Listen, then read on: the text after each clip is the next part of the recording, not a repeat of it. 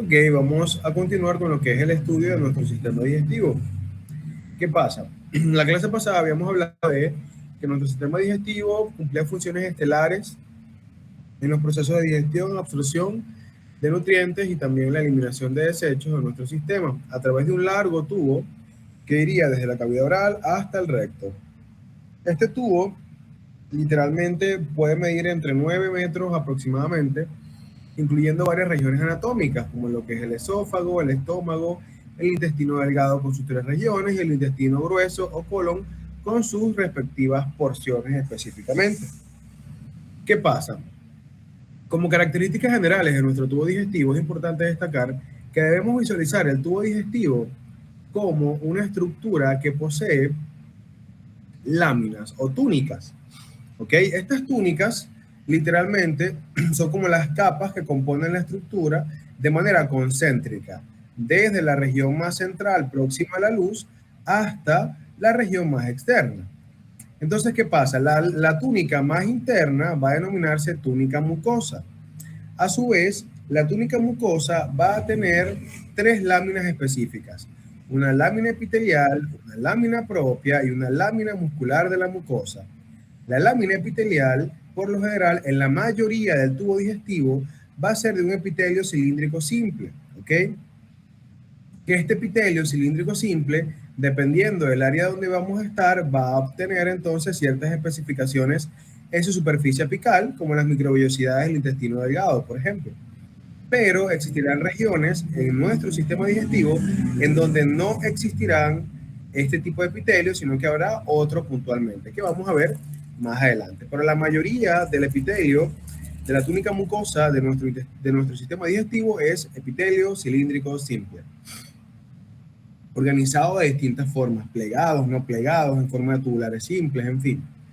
Luego tenemos la lámina propia. La lámina propia básicamente es tejido conectivo laxo, ¿ok?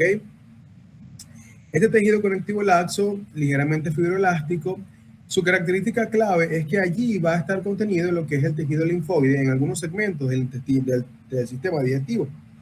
Es decir, el tejido linfóide asociado a mucosa, el MALT, que anteriormente veíamos en linfático, o también denominado GALT, o es decir, tejido linfóide asociado a tejido gastrointestinal, está localizado específicamente en la lámina propia de la túnica mucosa de nuestro sistema digestivo.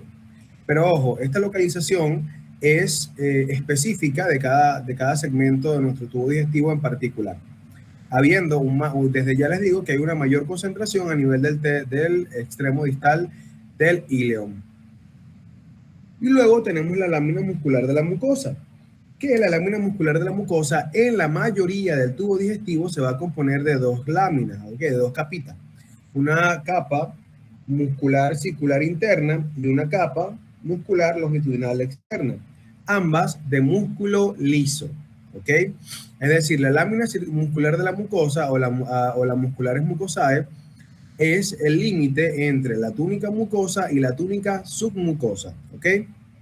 Y repito, la mayoría de nuestro tubo digestivo tendrá una lámina muscular de la mucosa compuesta por 2 capas, una circular interna y una longitudinal externa. Sin embargo, van a haber regiones en donde esto va a cambiar, ¿ok?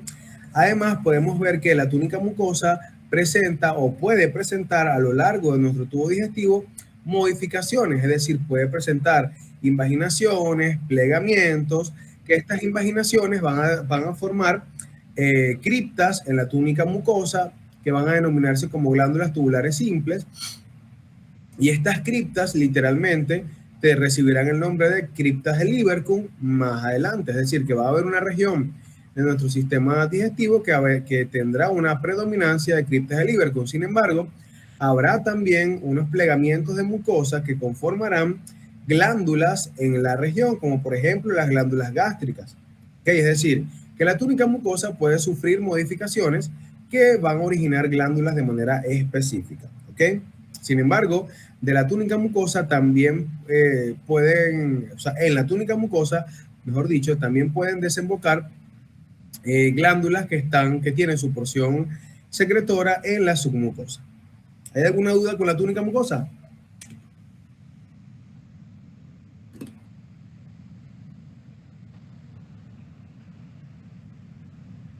Ok. Luego pasamos a la túnica submucosa.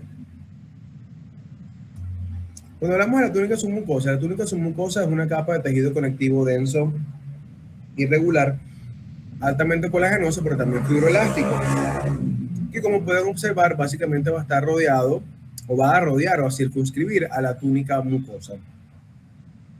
Esta capa incluye vasos sanguíneos y también incluye elementos linfáticos y un componente importante desde el punto de vista del control nervioso de nuestro tubo digestivo, que es el plexo submucoso de Meissner. ¿Okay? Este plexo representa un punto clave en el proceso de regulación de la irrigación, o sea, del control vascular en esta región y también del proceso de secreción glandular propio de la estructura. Como les dije en la clase presencial, solo hay dos órganos con glándulas en la submucosa, y esos son el duodeno y el esófago. ¿Ok? Del resto, no hay glándulas en la submucosa. Es decir, este plexo submucoso de Meissner representa lo que es la composición del sistema nervioso entérico dentro de nuestro tubo digestivo. ¿Ok? Luego pasamos inmediatamente a lo que es la túnica muscular. La túnica muscular, o también llamada muscular externa, es una estructura que por lo general está compuesta en la mayoría del tubo digestivo por dos capas, una circular interna y una longitudinal externa. La función clave de este sistema va a estar acoplado a lo que es el movimiento típico del tubo digestivo, que es denominado peristaltismo. ¿Ok? Además, es importante destacar que vamos a tener dentro de este sistema, vamos a tener la presencia entre la capa circular interna y la capa longitudinal externa, ¿ok? Del llamado plexo mientérico de Auerbach. Este plexo mientérico de Auerbach, en conjunto con las células de Cajal, ¿ok? Que estas células de Cajal literalmente son células especializadas que están localizadas en esta túnica y que van a servir como marcapasos naturales. Ellas se llaman así porque fueron descubiertas por un científico famosísimo llamado Santiago Ramón y Cajal, ¿ok?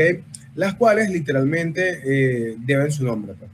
Estas células forman una red entre los nervios y los músculos que están en esta capa, y su función principal es generar ondas eléctricas que son lentas.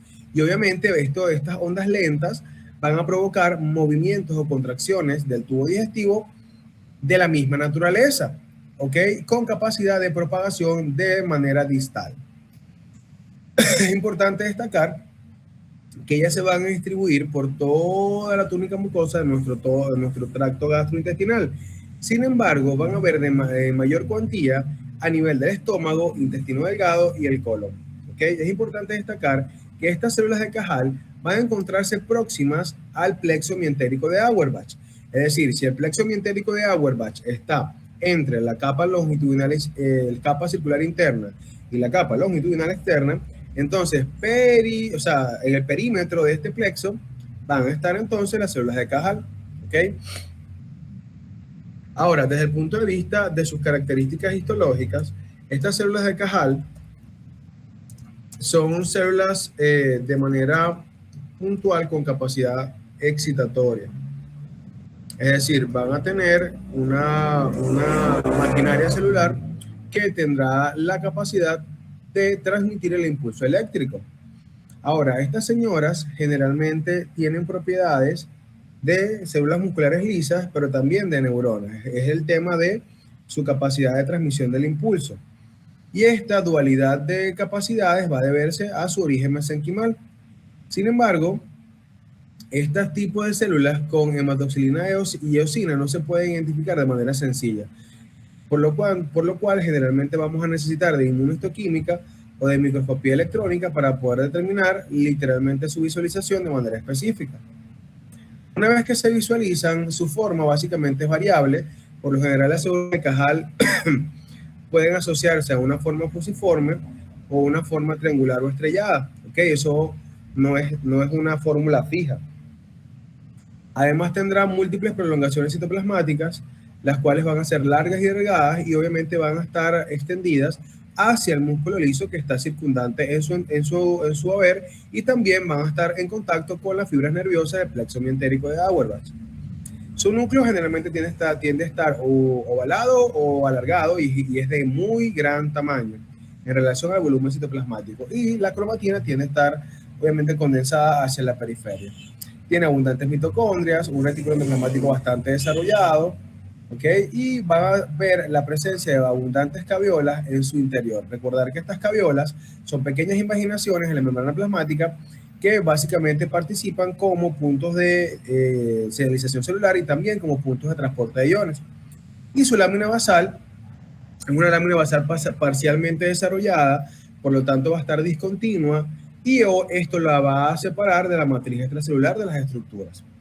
Además va a estar conectada a través de uniones gap y obviamente va a ser sujeta de sinapsis estrechas o sinapsis químicas, pero bastante cercanas, siendo uno de los canales sinápticos o de las hendiduras sinápticas más estrechas de toda nuestra anatomía. Desde el punto de vista de marcadores inmunistoquímicos, vamos a marcarlas básicamente con los anticuerpos llamados c-KIT, que son los CD117, los cuales van a ser uno de los principales marcadores inmunistoquímicos que utilizamos para poder visualizar las células de Cajal, debido a que estas expresan un receptor de tirosina quinasa, lo que va a permitir diferenciarlos directamente de los fibroblastos comunes, debido a que van a reaccionar con este marcador autoinmune, este marcador inmune, dentro de nuestra estructura. Repito, el marcador inmunistoquímico CD117, o también llamado c-KIT. Como segunda instancia, también se puede utilizar un marcador llamado anoctatamina. Esta anoctatamina 1 o ANO1 literalmente también puede utilizarse para poder establecer su diferenciación dentro del mundo histológico. El punto acá es que estas células van a variar su aspecto histológico según la capa del tubo digestivo donde se encuentran, ¿ok? Y por lo general, ellas pueden estar mientéricas directamente, es decir, ubicadas plexo de Auerbach, o pueden estar intramusculares, localizadas en las haces musculares dentro de las fibras típicas de las capas musculares de nuestro tubo digestivo. Entonces entra el detalle. Si soy mientérica, generalmente formo una red densa ramificada, pero si soy intramuscular, entonces tiendo a ser una célula alargada con una bipolaridad bastante marcada, ¿ok?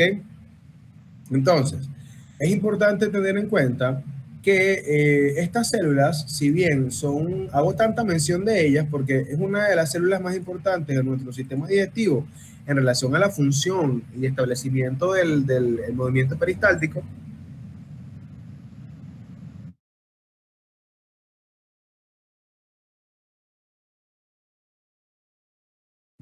Disculpen.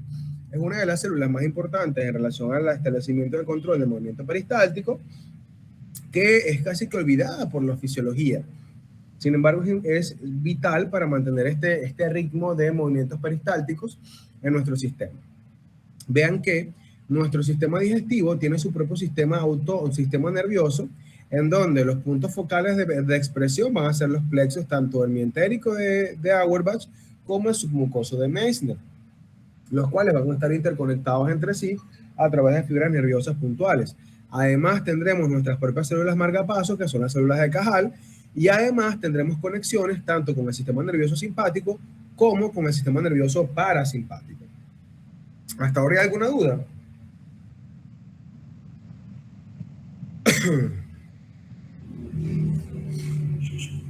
Ok, entonces, es decir, este punto aquí en la túnica muscular, si bien para ciertos elementos o ciertas entidades de estudio académico, no, la muscular solo es músculo y listo, circular interna y longitudinal externa, siguiente, no. Realmente es un punto focal de integración neuromuscular de la fisiología sin precedentes en nuestro sistema, ¿ok? Y literalmente es un punto de interés tanto metabólico como neuromuscular para todo nuestro sistema, ya que, por ejemplo, hay ciertos trastornos gastrointestinales que literalmente se pueden explicar por una deficiencia estructural en las células de Cajal.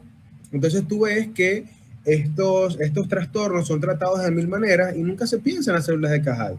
Y cuando literalmente es esa la solución y busca un inmunomodulador, hermano, se soluciona el asunto. Es decir, hay que tener siempre todas las opciones dentro de nuestro abanico de posibilidades para poder pensar en todas las posibles opciones que puedan estar afectando a nuestros pacientes.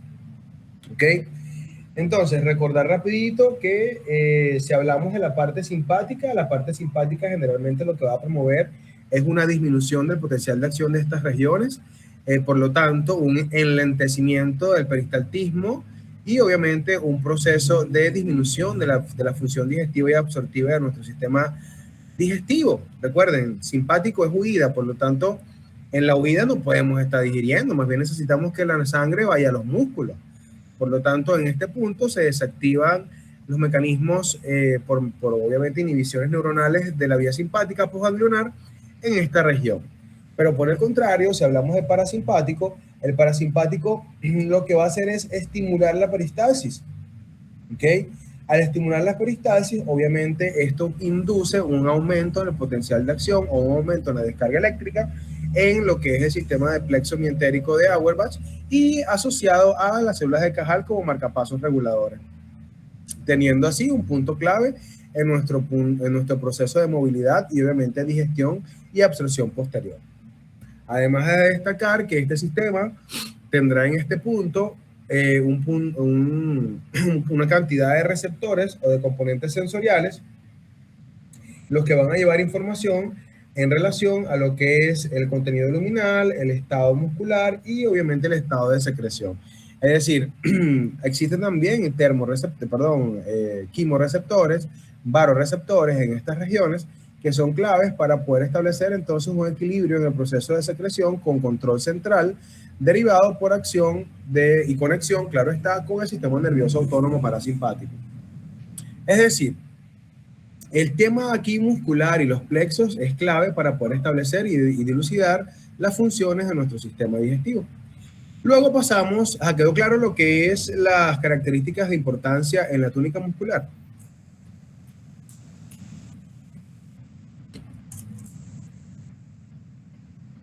Ok.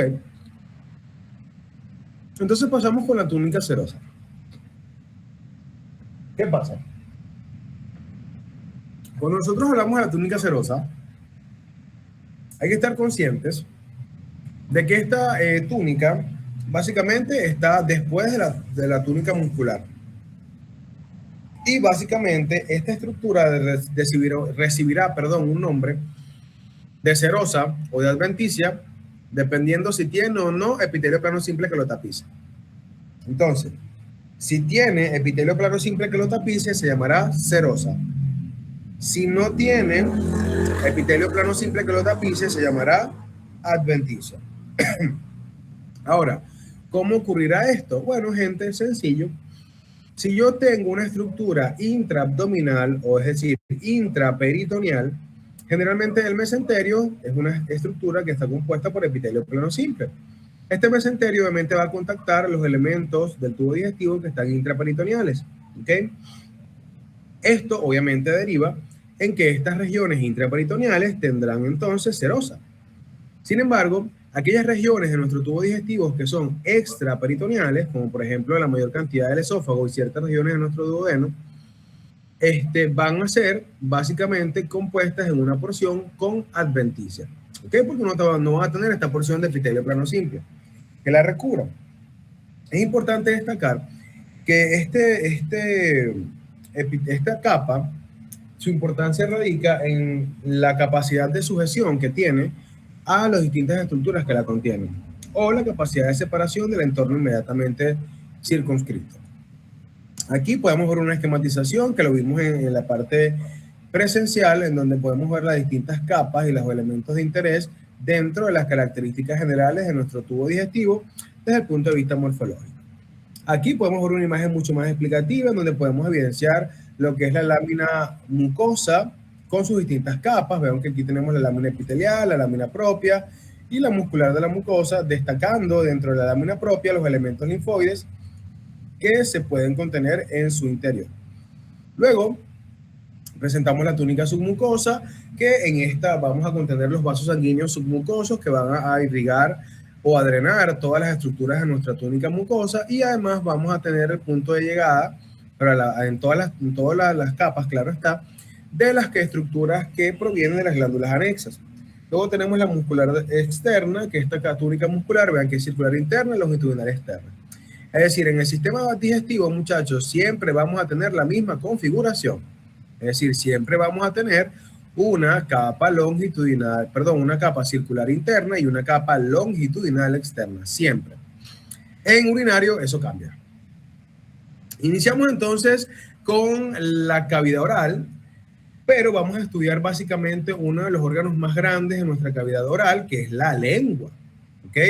Si nosotros hablamos de la lengua, hay que recordar que este órgano es básicamente un órgano muscular por excelencia que está revestido por una mucosa especializada que va a cumplir funciones vitales, dentro de las cuales destacan lo que es la masticación, la deglución, la fonación y fundamentalmente la percepción sensorial del gusto. Entonces, ella va a estar dividida en dos grandes componentes estructurales.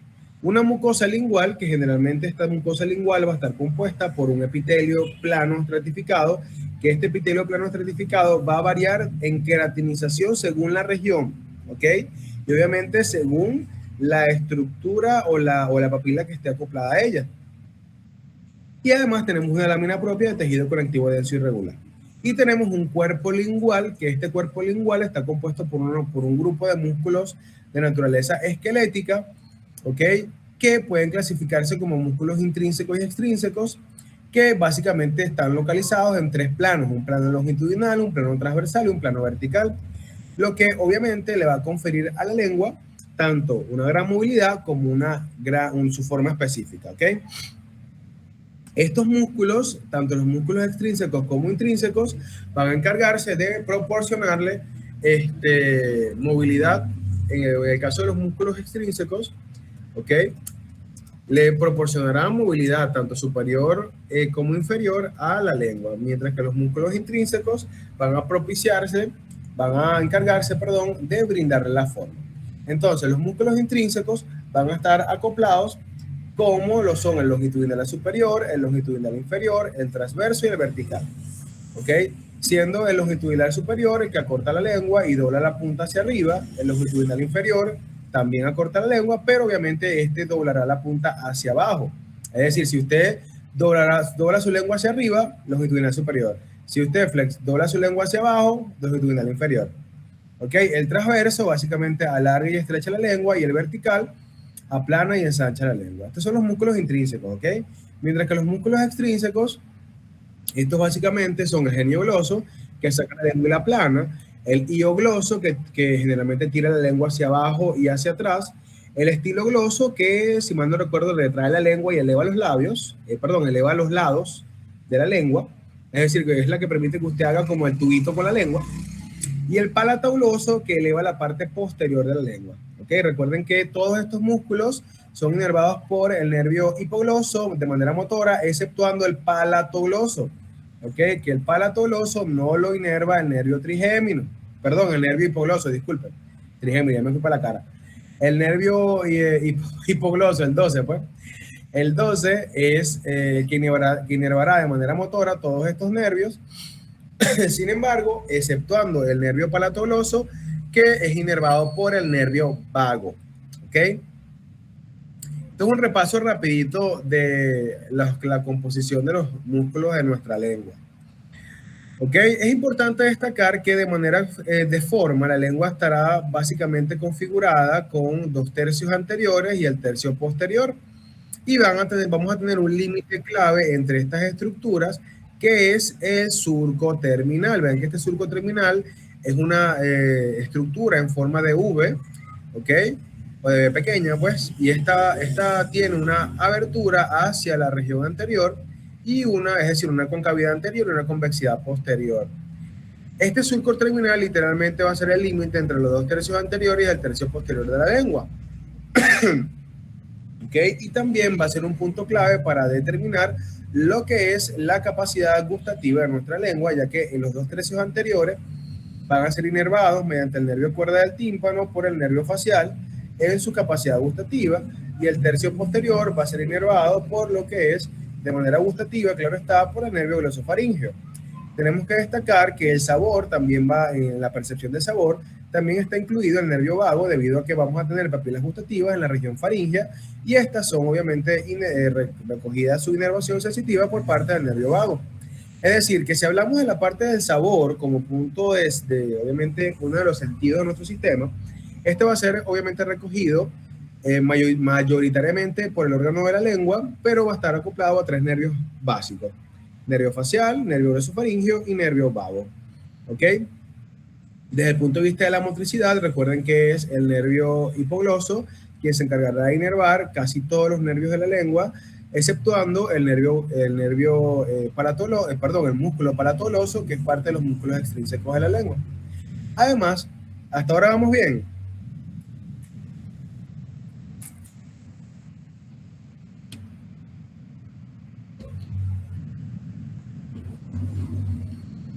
Ok, entonces, como les decía, la lengua es una estructura que tiene gran capacidad de movilidad, pero también tiene una gran capacidad de percepción. Pero esta percepción está limitada a las papilas linguales. Y entre un punto, estas papilas linguales, o también llamadas papilas gustativas, ¿ok? ¿Por qué le digo linguales y no gustativas? Porque no todas las papilas linguales perciben el sabor, ¿ok? Pilas con eso. Porque si yo digo papilas gustativas, entonces estoy diciendo que todas perciben el gusto, y no es así. Entonces el término correcto para referirnos a estas estructuras básicamente son papilas linguales, ¿ok? Estas papilas linguales van a estar distribuidas a lo largo de toda la superficie de los 2/3 anteriores de la lengua de manera predominante. Sin embargo, también van a ver en el tercio posterior, en las fauces laterales y en lo que es la epiglotis y la faringe, específicamente la orofaringe. Hay entonces un punto clave. Una pregunta, muchachos. ¿Ustedes vieron faringe en respiratorio? Pregunta preguntosa.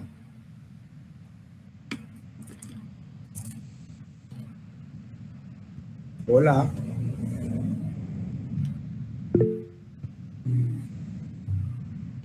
¿Cómo así? ¿Les explicaron faringe en respiratorio, sí o no? Ok. Fino. Entonces, si le explicaron faringe en respiratorio, no la tocamos aquí en directivo. Porque, ¿qué pasa? Faringe es una estructura tubular, ¿ok? Que es un punto de transición, es un punto compartido entre el sistema digestivo y el sistema respiratorio. Por eso es que yo no puedo decir que la faringe es una estructura del tubo digestivo, pero tampoco puedo decir que la faringe es una estructura del sistema respiratorio, porque literalmente es compartido por los dos. Así que pilas con eso. Y en esta estructura faríngea también vamos a tener la presencia de papilas gustativas, ahí sí, pero las cuales van a ser correspondientemente inervadas por el nervio vago. Ahora, entrando más en contexto, vamos a ver que nuestra lengua va a tener una distribución especial de los llamados de las papilas linguales, las cuales pueden ser básicamente 5. Las papilas filiformes, papilas fungiformes, foliadas, circunvaladas o caliciformes. Estos nombres, muchachos, van a estar asociados a la forma. Entiéndase bien, a la forma. Y ustedes dirán, bueno, profesor, pero es que, ¿y si no tiene la forma tal cual así? Bueno, utilizamos la magnífica maquinaria de nuestra imaginación para poder percibir la forma que está ahí, ¿ok? Porque literalmente las formas de nuestras papilas linguales derivarán en sus nombres específicos. Entonces, iniciamos. Cuando nosotros hablamos de las papilas filiformes, estas papilas, como pueden observar, pues, son papilas que tienen una forma bastante particular, porque tienen forma aguzada, forma alargada, ¿ok? Y literalmente sus proyecciones tienden a ser cónicas, pero con un cono inverso, puede decir, con el vértice hacia la superficie, y generalmente son estructuras que poseen un epitelio plano estratificado queratinizado. Por lo tanto, no van a poseer corpúsculos gustativos, es decir, no van a tener la capacidad de percibir el sabor. Por lo tanto, estas señoras tienen una función estrictamente mecánica, ¿ok? Y es la que obviamente le conferirá una textura áspera a nuestra lengua. De hecho, en los animales, hay ciertos animales, como por ejemplo los felinos, que tienen un predominio de estas papilas en su lengua. De hecho, los gatos, los que tienen gatos, saben que cuando el gato literalmente los lame, es como que tuviera una lija en la lengua. Y esto se debe básicamente a que el predominio de las papilas que están dentro de la lengua del gato, básicamente son papilas filiformes, ¿ok? Que son papilas con gran función mecánica y de tracción. En nuestro caso, las papilas filiformes, ellas son las más abundantes también, pero no son tan gruesas en comparación con las de los otros animales que comparten nuestro mundo. Nuestras papilas filiformes son las más abundantes, sin embargo, ellas no son tan gruesas dentro de nuestro sistema. Y vean que están orientadas en una dirección hacia la faringe. Y es clásico, porque una vez que la comida está en la lengua, cuando nosotros deglutimos, esta direccionalidad hacia la faringe permite que a su vez, en conjunto con los movimientos de deglución, los alimentos o el bolo alimenticio se dirija hacia el conducto faríngeo. ¿Se entiende el asunto?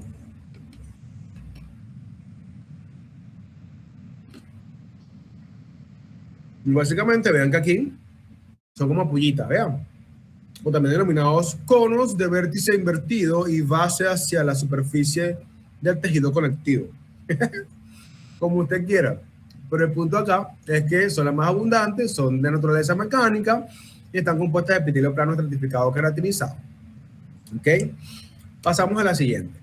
Cuando nosotros hablamos de la fungiforme, si se llama fungi se refiere a hongo. ¿Ok? Entonces, ¿de qué va a ser su forma? De hongo. Ahora, estas señoras, ¿ok? Literalmente tienen forma de, ya les dije hace rato, van a estar dispersas entre las papilas filiformes. Ellas, como pueden observar, poseen un núcleo de tejido conectivo que está altamente vascularizado y esta señora la podemos ver dentro de nuestra lengua como puntitos rojitos.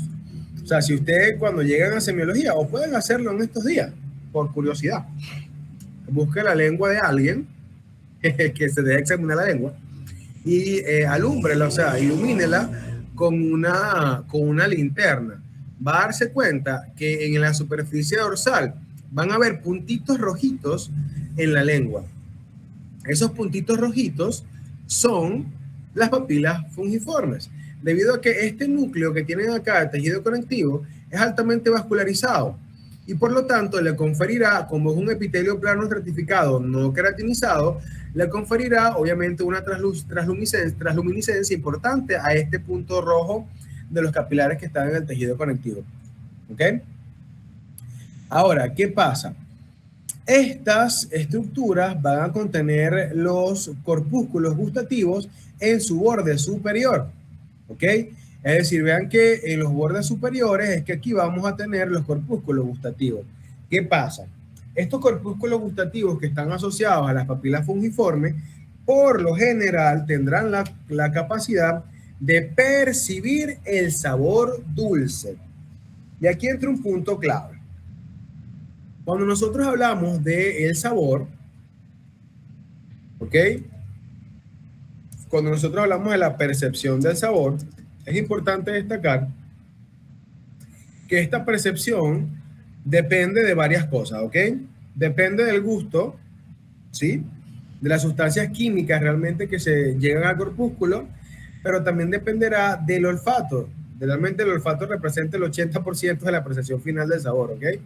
Es por eso que si usted le da un ataque de gripe, por ejemplo, o de sinusitis, la comida no le sabe a nada. Porque el resultado final del gusto está o viene derivado del olfato, paradójicamente, ¿no? Entonces, ¿qué pasa? Este punto, cuando hablamos del dulce, es importante destacar que el sabor dulce va a estar asociado a ciertos tipos de receptores específicos que van a estar en nuestros corpúsculos gustativos. ¿Qué pasa? El sabor dulce generalmente va a estar acoplado en áreas importantes de la lengua. Generalmente está asociado a la punta, pero aquí hay un detalle importante. No es que la punta de la lengua solo recibe el dulce, no. Realmente toda la lengua tiene la capacidad para percibir todos los sabores, ¿ok? Punto 1. Punto 2, es la región de la lengua, la punta, en donde hay mayor conglomerado de corpúsculos gustativos con receptores específicos para el sabor dulce. Vean que es diferente decir que es la punta de la lengua la única que tiene la capacidad de recibir el sabor dulce. Vean que no es lo mismo. Entonces, es importante que tengamos esto clarito, porque la percepción de los sabores va a tener varias dependencias importantes y una de ellas son los tipos de receptores que van a estar acoplados a nuestro sistema de percepción de sabor, ¿ok? Entonces, ¿qué pasa? Aquí hay un punto importante que destacar y es el tema de los quimiorreceptores gustativos, que es un tema que tenemos pendiente, sin embargo podemos tocar en esta clase. Ya que estamos hablando de la lengua, vamos a aprovechar. ¿Ok? ¿Qué pasa? Estos quimiorreceptores gustativos generalmente se aprovechan de dos cosas importantes. Primero, su localización importante dentro de las papilas gustativas, ¿ok?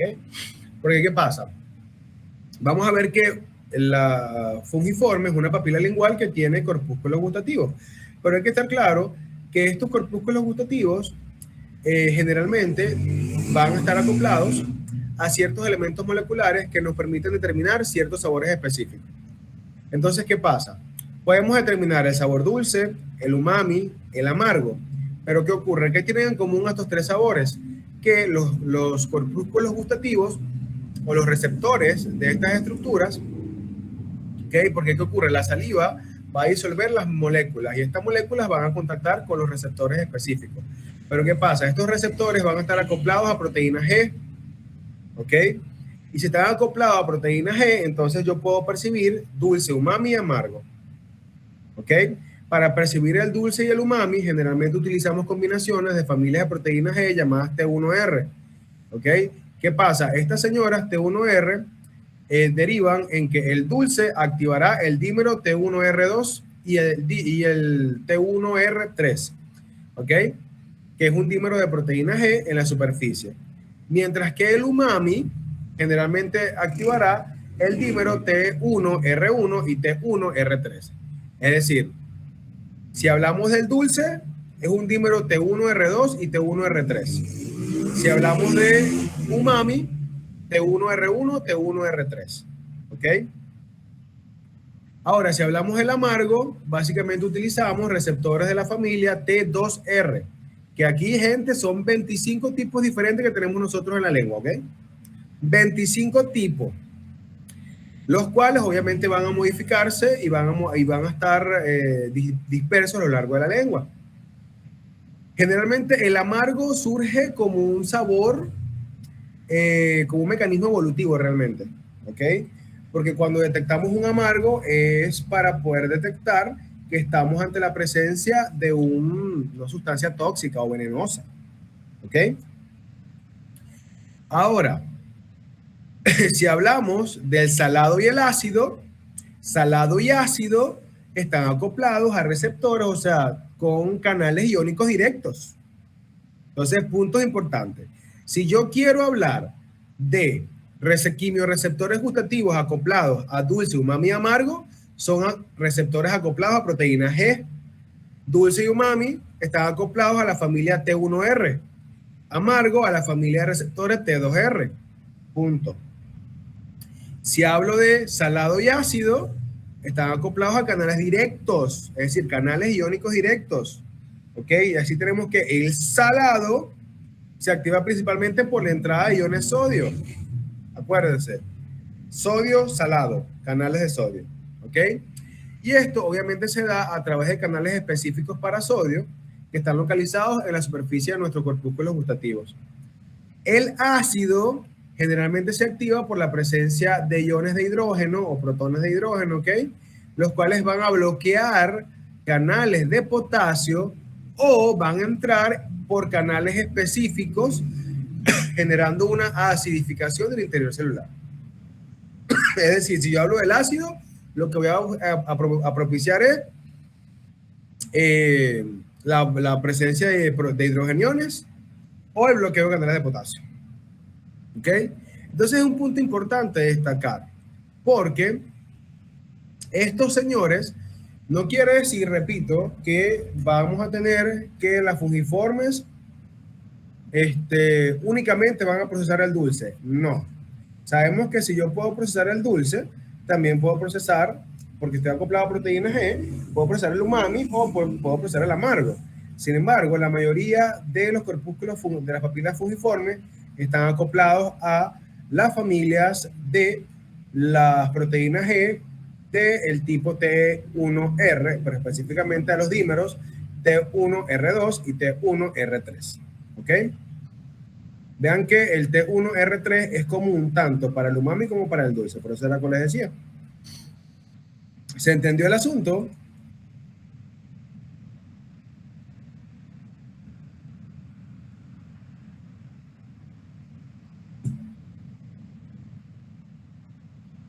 Ahora, pasamos a las papilas foliadas.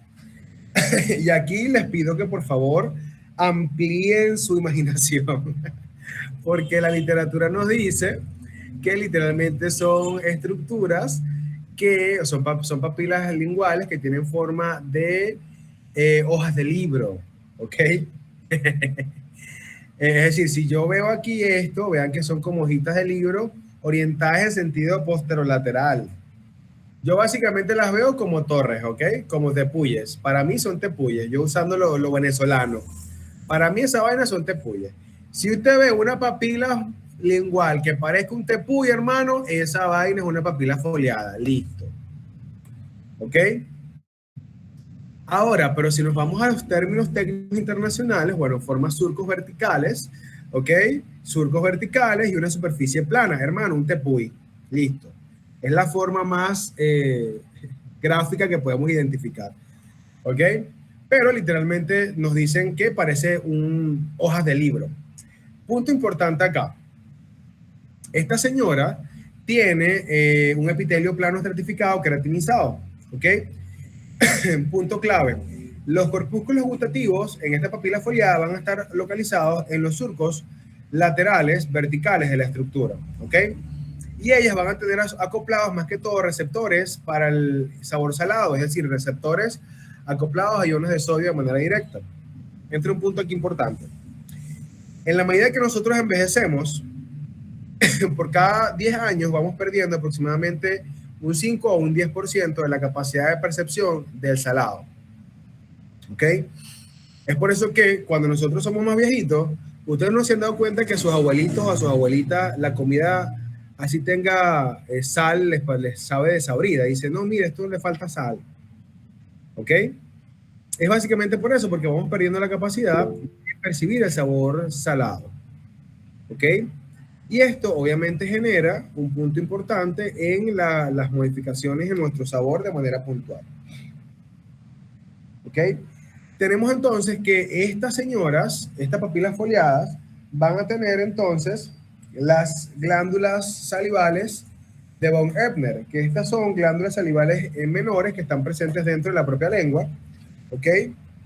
Y obviamente estas señoras tendrán un punto de secreción importante porque estas glándulas salivales de von Ebner van a ser unas glándulas que tendrán una composición muy similar, ¿ok? A las glándulas salivales mayores. Sin embargo, tienen sus características puntuales, ¿ok? Debido a que ellas van a encargarse de secretar una menor cantidad de saliva, pero saliva al fin, ¿ok? Ellas vean que van a estar localizadas en la lámina propia de la lengua y generalmente el líquido que ellas van a secretar es un líquido puramente ceroso, es decir, es una glándula que es cerosa pura, ¿ok?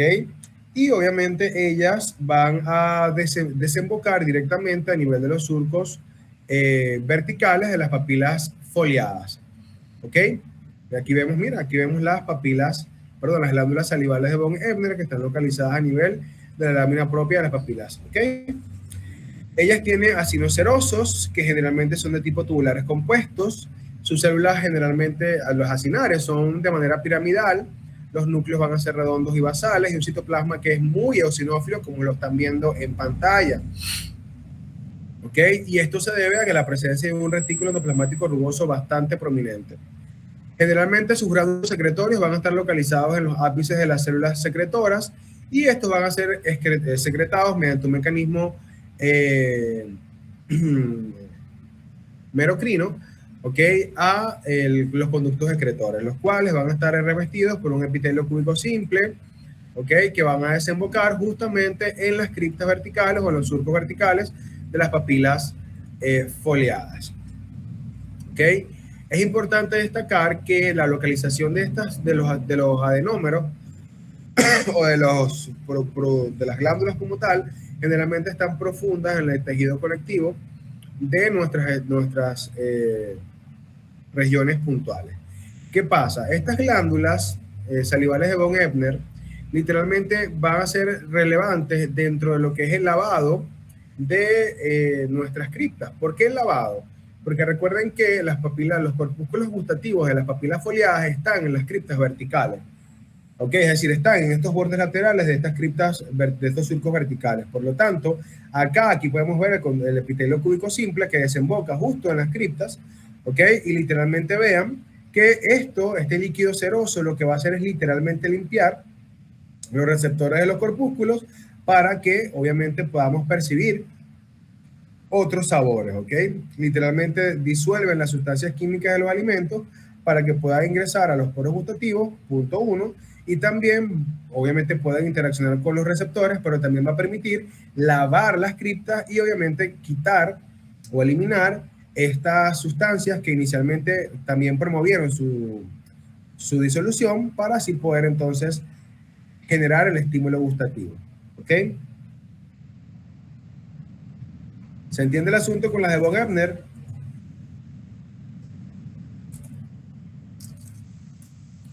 Hola. Glándulas de von Ebner, hola. Doc dijo que la secreción era de tipo merocrina, ¿no? ¿Ah? Dijo que la secreción era de tipo merocrina, ¿no? Sí, correcto. Ok, ok.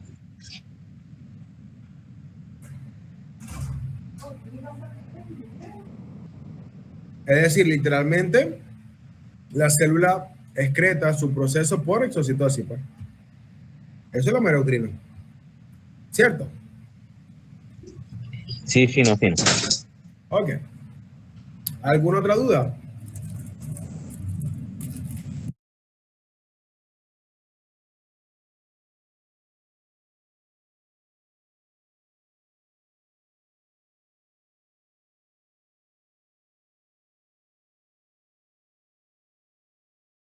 Ok, entonces avanzamos.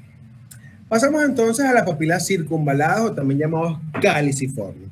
El nombre lo dice todo, literalmente es una papila que tiene forma de cáliz. Y aquí sí podemos meter un poquito más la coba, vean.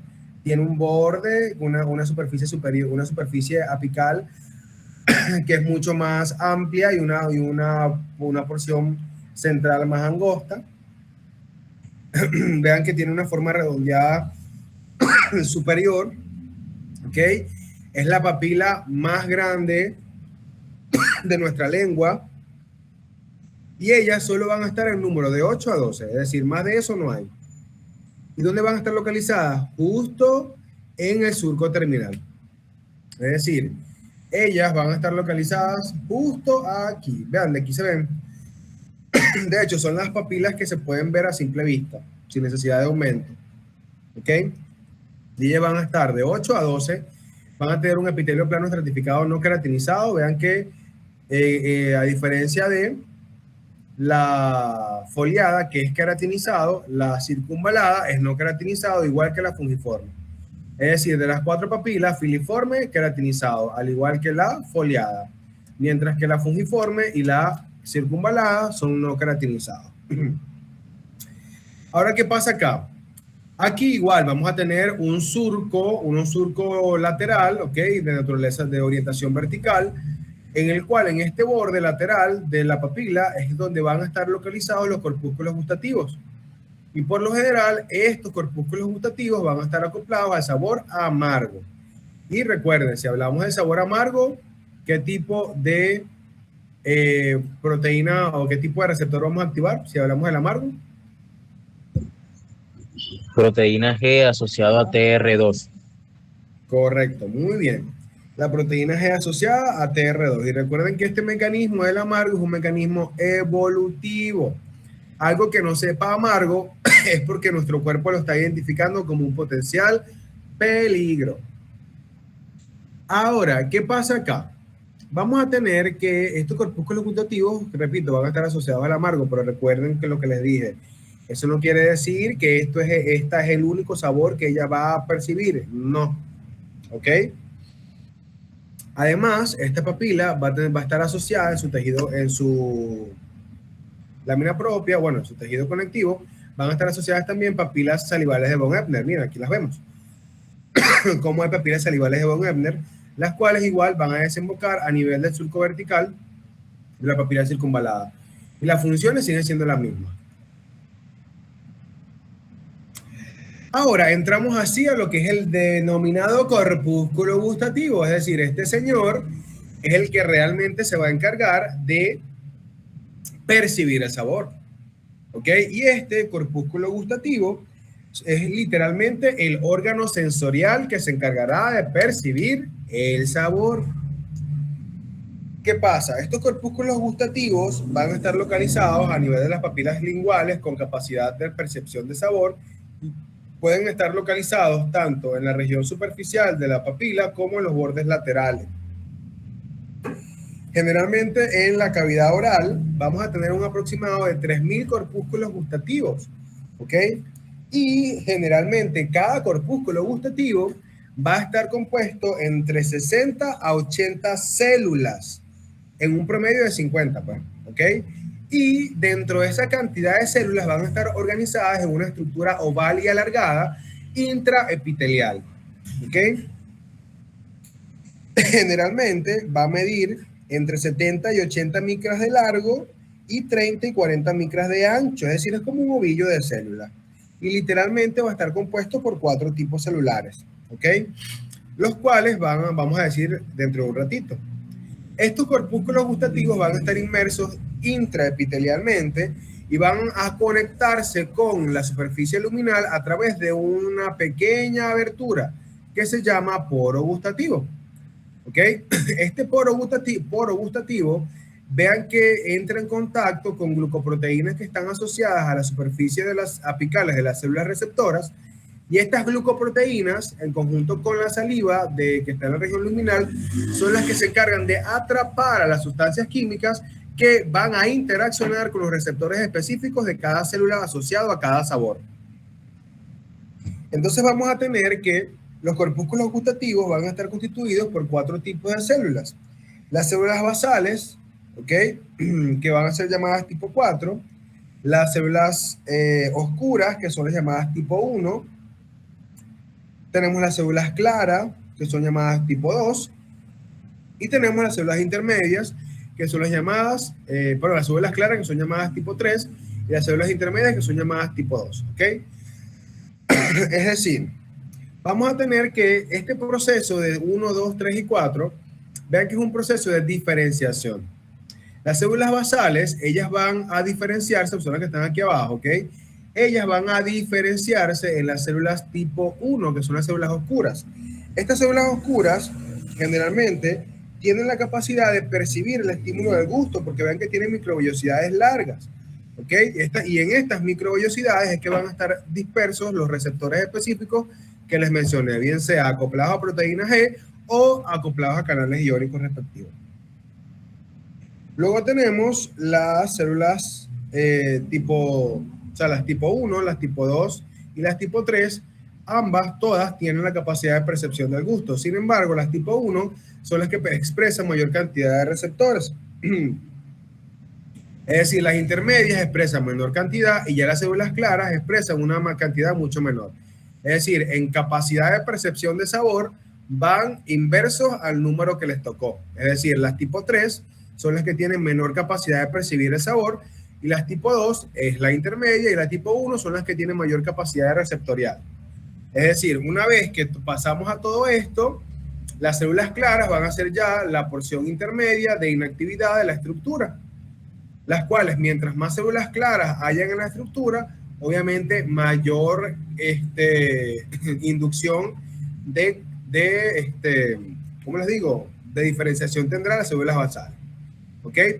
¿Qué pasa acá? Vean que las células tipo 1, que son las oscuras, y las tipo 2, que son las intermedias, son las que tienen contacto predominante con las fibras nerviosas aferentes en su región. Es decir, ellas van a recibir los estímulos gustativos a través de sus receptores específicos, dependiendo del sabor designado para tal fin, harán la traducción de la señal, transformándolo en estímulo eléctrico, y son las que van a conformar básicamente las fibras nerviosas aferentes provenientes de este corpúsculo. Sin embargo, las células claras tendrán una participación muy escasa, de menos del 1% de la conformación de la fibra nerviosa. Sin embargo, pueden estar asociadas a esta región. Es decir, si hablamos de configuración y acoplamiento nervioso, solo las basales y las claras no tendrán contacto con las fibras aferentes, ¿ok? De manera directa. ¿Se entiende el asunto?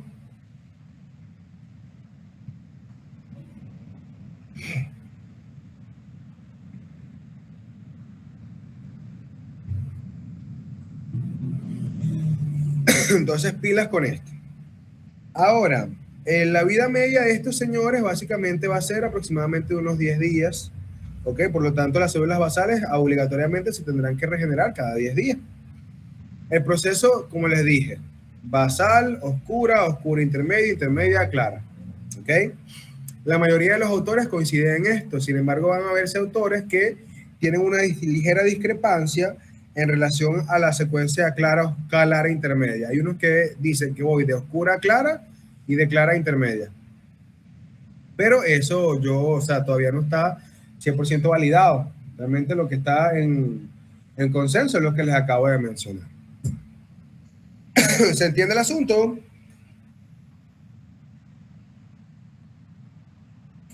Ok. Avanzamos entonces.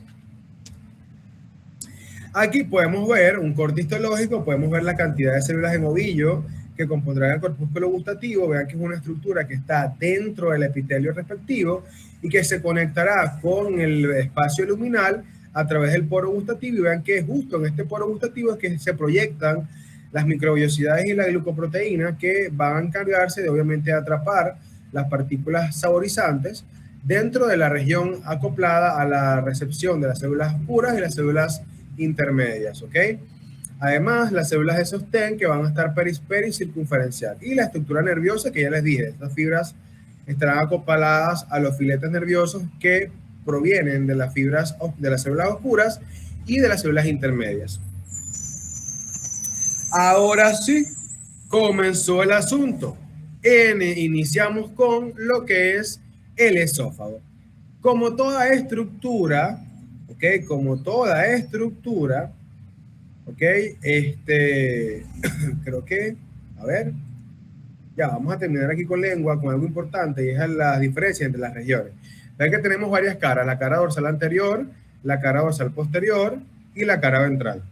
La cara dorsal anterior básicamente es la que tiene las papilas ya mencionadas, ¿ok? Y se caracterizará por una mucosa firmemente adherida al músculo subyacente. Si hablamos de la cara dorsal posterior, que es el tercio posterior, vean que aquí las papilas linguales están muy escasas, ¿ok? Pero hay más que todo la presencia de nódulos linfáticos. De hecho, aquí va a estar parte del anillo de Waldeyer, ¿ok? El anillo linfático de Waldeyer. Y la cara ventral, vean que es la cara lisa, que carece totalmente de papilas gustativas, y el epitelio es mucho más delgado y es no queratinizado. Y en esta región ventral vamos a tener gran cantidad de vasculatura. De hecho, por su gran cantidad de irrigación, esta región de la cara ventral va a ser parte de lo que es una vía de suministro de fármacos, ¿ok? Hay otras glándulas, que son llamadas glándulas de Blanding-Null, que son glándulas anteriores. Estas son glándulas mixtas seromucosas, ¿ok? Estas básicamente van a estar localizadas en el extremo anterior de la lengua, sin embargo son de cantidad muy escasa y son básicamente denominadas glándulas anteriores o también llamadas glándulas de Blanding-Null. ¿Ok? Estas células de Blanding-Null literalmente se escribe así, Blanding-Null. ¿Ok? Y literalmente representan una secreción mixta seromucosa, pero predominantemente serosa. Es decir, si hablamos de las glándulas salivales menores, están las glándulas anteriores, que son las de Blanding-Null, y están las glándulas posteriores y las de Von-Ebner, ¿ok? Las cuales, las posteriores de Von-Ebner, algunas literaturas dicen que son básicamente las mismas. Hay otras que difieren debido a que las posteriores tienen la misma composición de las de Blanding-Null. Para esta clase vamos a quedarnos con que las posteriores y las de Von-Ebner son básicamente son análogas en su configuración, ¿ok? Ahora sí, pasemos a la primera porción de nuestro tubo digestivo, que es nuestro esófago. ¿Qué pasa? Cuando nosotros hablamos del esófago, gente, es una estructura tubular, ¿ok? Que discurre básicamente desde la porción cervical hasta nuestra unión esófago-gástrica. Si nosotros hablamos del esófago, la función principal de él básicamente es la conducción y el transporte del bolo alimenticio desde la faringe hasta el estómago, ¿ok? Sin embargo, es la primera porción de nuestro tubo digestivo y tiene todas las túnicas de nuestro sistema, ¿ok? Entonces, si hablamos de la túnica mucosa, vean que el epitelio es una de las excepciones a la regla, ¿ok? Estas excepciones a la regla es que, recuerden que yo les dije que la túnica mucosa literalmente estaba compuesta en nuestro tubo digestivo por un epitelio de tipo cilíndrico simple, ¿correcto? Pero en la mucosa del esófago, entonces la cosa cambia, porque vamos a tener un epitelio estratificado, no queratinizado, es decir, un epitelio mucoso, ¿ok? Es decir, ya en este segundo nivel de histología, el epitelio mucoso es, cuando yo diga epitelio mucoso, es epitelio plano estratificado, no queratinizado. ¿Ok? Pilas con eso. Ahora, vean que la lámina propia es una lámina compuesta por tejido conectivo laxo fibroelástico, pero aquí, en esta lámina propia, vamos a tener glándulas esofágicas cardíacas. Y estas glándulas esofágicas cardíacas van a estar justo en el punto de transición de nuestra mucosa esofágica. Es decir, justo en el punto de transición faringoesofágico y en el punto de transición esófago-gástrico, ¿ok? Justo en estas regiones, en la lámina propia de la túnica mucosa, vamos a tener estas glándulas esofágicas cardíacas, las cuales van a tener una secreción mixta, ¿ok? Es decir, son glándulas mixtas, sin embargo, predominará el componente seroso, ¿ok? Ahora, si hablamos de la muscular de la mucosa, vemos que la muscular de la mucosa en casi todo el tubo digestivo tiene dos capas, una circular interna y una longitudinal externa, pero en nuestro esófago tiene una sola capita, ¿ok? Y hay un punto importante. En nuestro tubo digestivo vamos a ver que van a existir los llamados esfínteres, y estos esfínteres son modificaciones musculares en donde vamos a ver que en la medida que nosotros vamos descendiendo por el esófago, las capas musculares van a empezar a engrosarse. Y específicamente las capas circulares de las túnicas musculares van a empezar a engrosarse y van a generar los llamados estructuras esfinterianas. Sin embargo, la muscular de la mucosa es una sola capa y es de disposición longitudinal, ¿ok? Entonces, pilas con eso. ¿Se entiende lo que es las características de la túnica mucosa de nuestro esófago?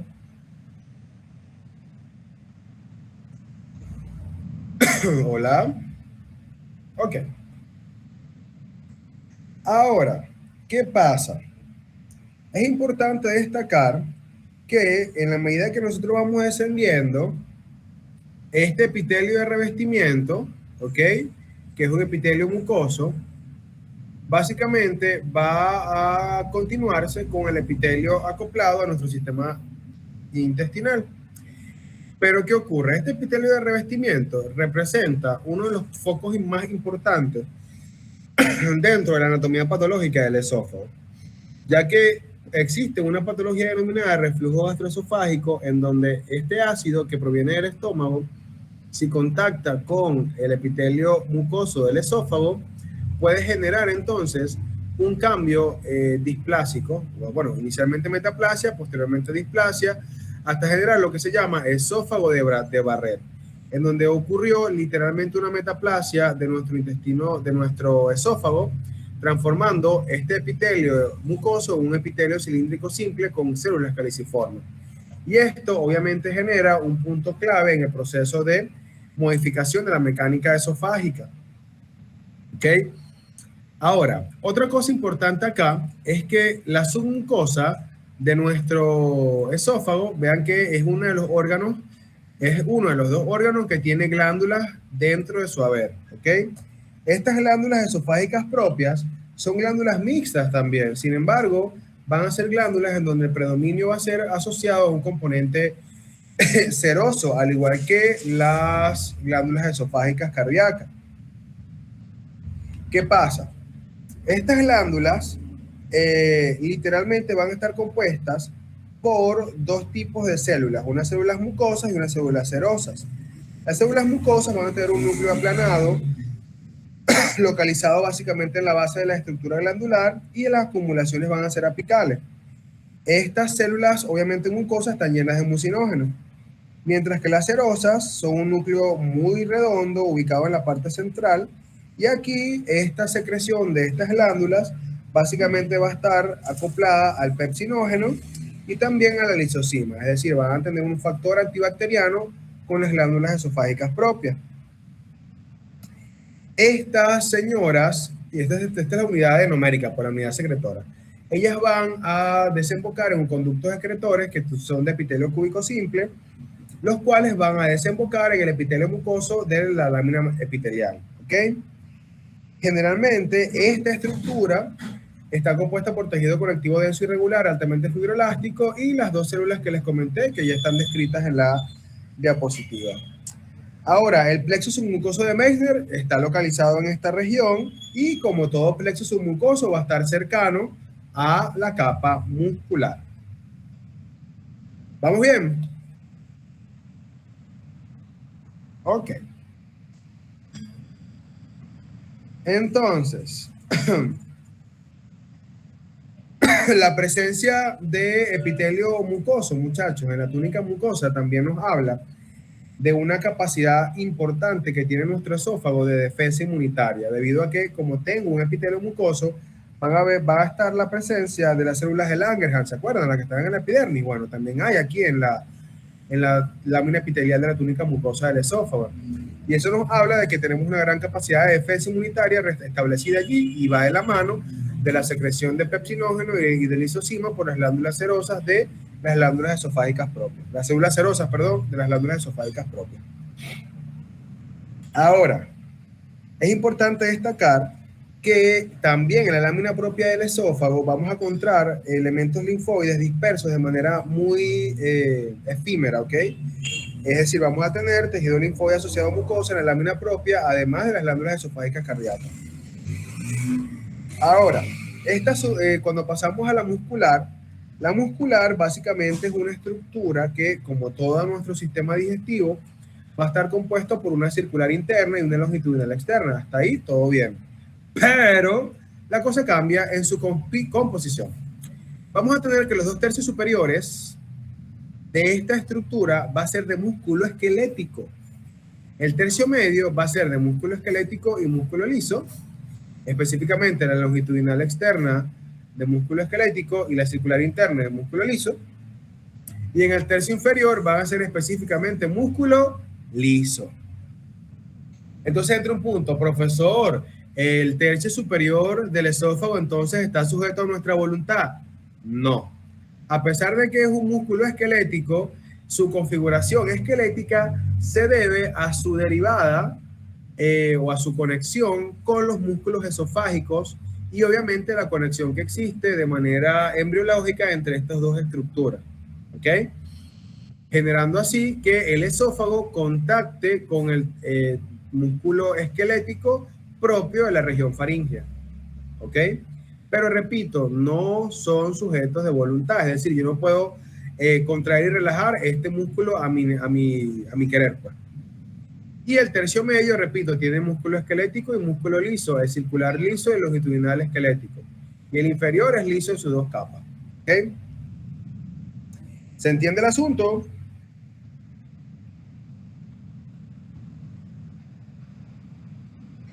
El plexo mientérico de Auerbach se ubica en la posición típica, es decir, entre la longitudinal externa y la circular interna. ¿Ok? Luego tenemos la adventicia. La adventicia, el esófago, es uno de los pocos órganos de nuestro tubo digestivo que tiene adventicia. Recuerden que el esófago, literalmente el 90%, 98% de nuestro esófago es una estructura torácica, ¿ok? Y hay una pequeña porción, aproximadamente 2 centímetros, que atraviesa el hiato diafragmático, que es entonces una estructura intraperitoneal. Por lo tanto, el esófago tiene adventicia en su porción torácica y tiene serosa en su porción intraabdominal, que literalmente son 2 centímetros, gente. Pero es serosa, ¿ok? Ahora, es importante destacar que vamos a tener que el punto de transición que existirá entre nuestro esófago y nuestro estómago estará asociado a un esfínter, que es el esfínter gastroesofágico, ¿ok? Y también tenemos superiormente una estructura esfinteriana, que es una estrechez básicamente llamada esfínter faringoesofágico. Es importante destacar que estos dos esfínteres son claves para evitar el reflujo, ¿ok? De una manera, cuando usted tiene un proceso emético, estos dos esfínteres se relajaron, ¿ok? Y eso permitió que literalmente la estructura, bueno, el contenido gástrico saliera expulsado de manera muy violenta a través de nuestro esófago y obviamente al exterior por nuestra boca. Es importante destacar que esta región es una región supremamente importante, que tiene una configuración muy clásica. Sin embargo, vamos a tener ciertas estructuras, como por ejemplo la que ven allí, que es la válvula de Gubarov. Les pregunto, ¿saben qué es la válvula de Gubarov? ¿Alguna vez han escuchado la válvula de Gubarov?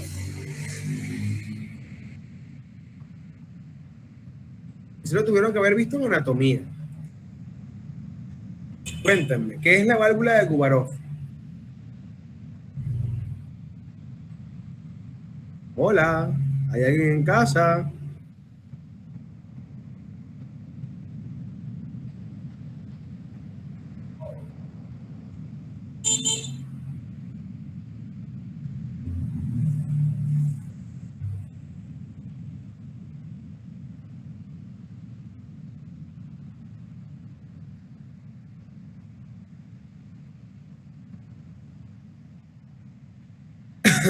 ¿Alguien sabe qué es?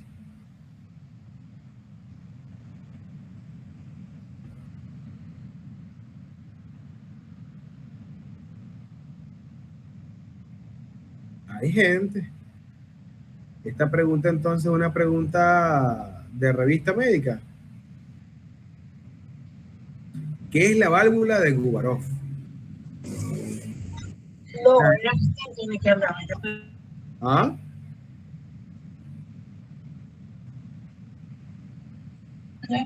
Gubarov es el epónimo o no tiene otro nombre, a lo mejor no sé, quién sabe si la conocemos por otro nombre. Bueno, realmente se le llama o válvula de Gubarov o pliegue de Gubarov, una o la otra. Vean, gente, realmente la válvula de Gubarov no es como una válvula real, es como un pliegue realmente. Realmente es un pliegue que se da en la mucosa de la unión esofagogástrica. Es decir, justo en el cardias hay un pliegue en la mucosa, que ese pliegue que se forma justo en la transición es lo que se llama válvula o pliegue de Gubarov. Es decir, cuando nosotros tenemos si recuerdan el estudio anatómico de nuestra anatomía, justo la guía me acaba de decir. No, y aquí me estoy acordando cuando mencionó el cardia, y eso me acuerdo claramente de esa teoría, y no se nos mencionó. Ok, bueno, entonces el punto está que justo en el punto de transición de la mucosa, pero desde el punto de vista macroscópico, ¿ok? Esta es una estructura macroscópica, que literalmente es un engrosamiento de la mucosa justo en el cardias, que delimita la transición esófago-gástrica. Y realmente es como decir la primera arruga de la mucosa del estómago, pero realmente es el punto límite entre esófago y estómago. Que de hecho, este pliegue de Gubarov, perdón, tiene literalmente una función importante para también contribuir a lo que es la fortaleza del esfínter esofagogástrico, o sea, el esfínter del cardia. ¿Por qué? Esta estructura literalmente va a actuar como una barrera mecánica, literalmente como una estructura de apertura o cierre, ¿ok? Lo que generalmente evita el llamado reflujo gastroesofágico. Entonces, si yo tengo un aplanamiento de este pliegue o de esta válvula, es probable que generalmente tengo una patología crónica asociada a lo que es el reflujo gastroesofágico. ¿Ok? Y generalmente un aplanamiento del pliegue de Gubarov generará una modificación metaplásica por el reflujo constante dentro de nuestra mucosa esofágica. ¿Ok? Es decir, ese pequeño detalle, vean que es bastante interesante, me pareció súper interesante cuando lo estaba viendo. Yo dije, bueno, este punto macroscópico representa la transición entre esófago y estómago, pero también tiene una función mecánica importante. ¿Ok? Entonces, aprendimos algo hoy, la válvula o el pliegue de Gubarov. ¿Ok?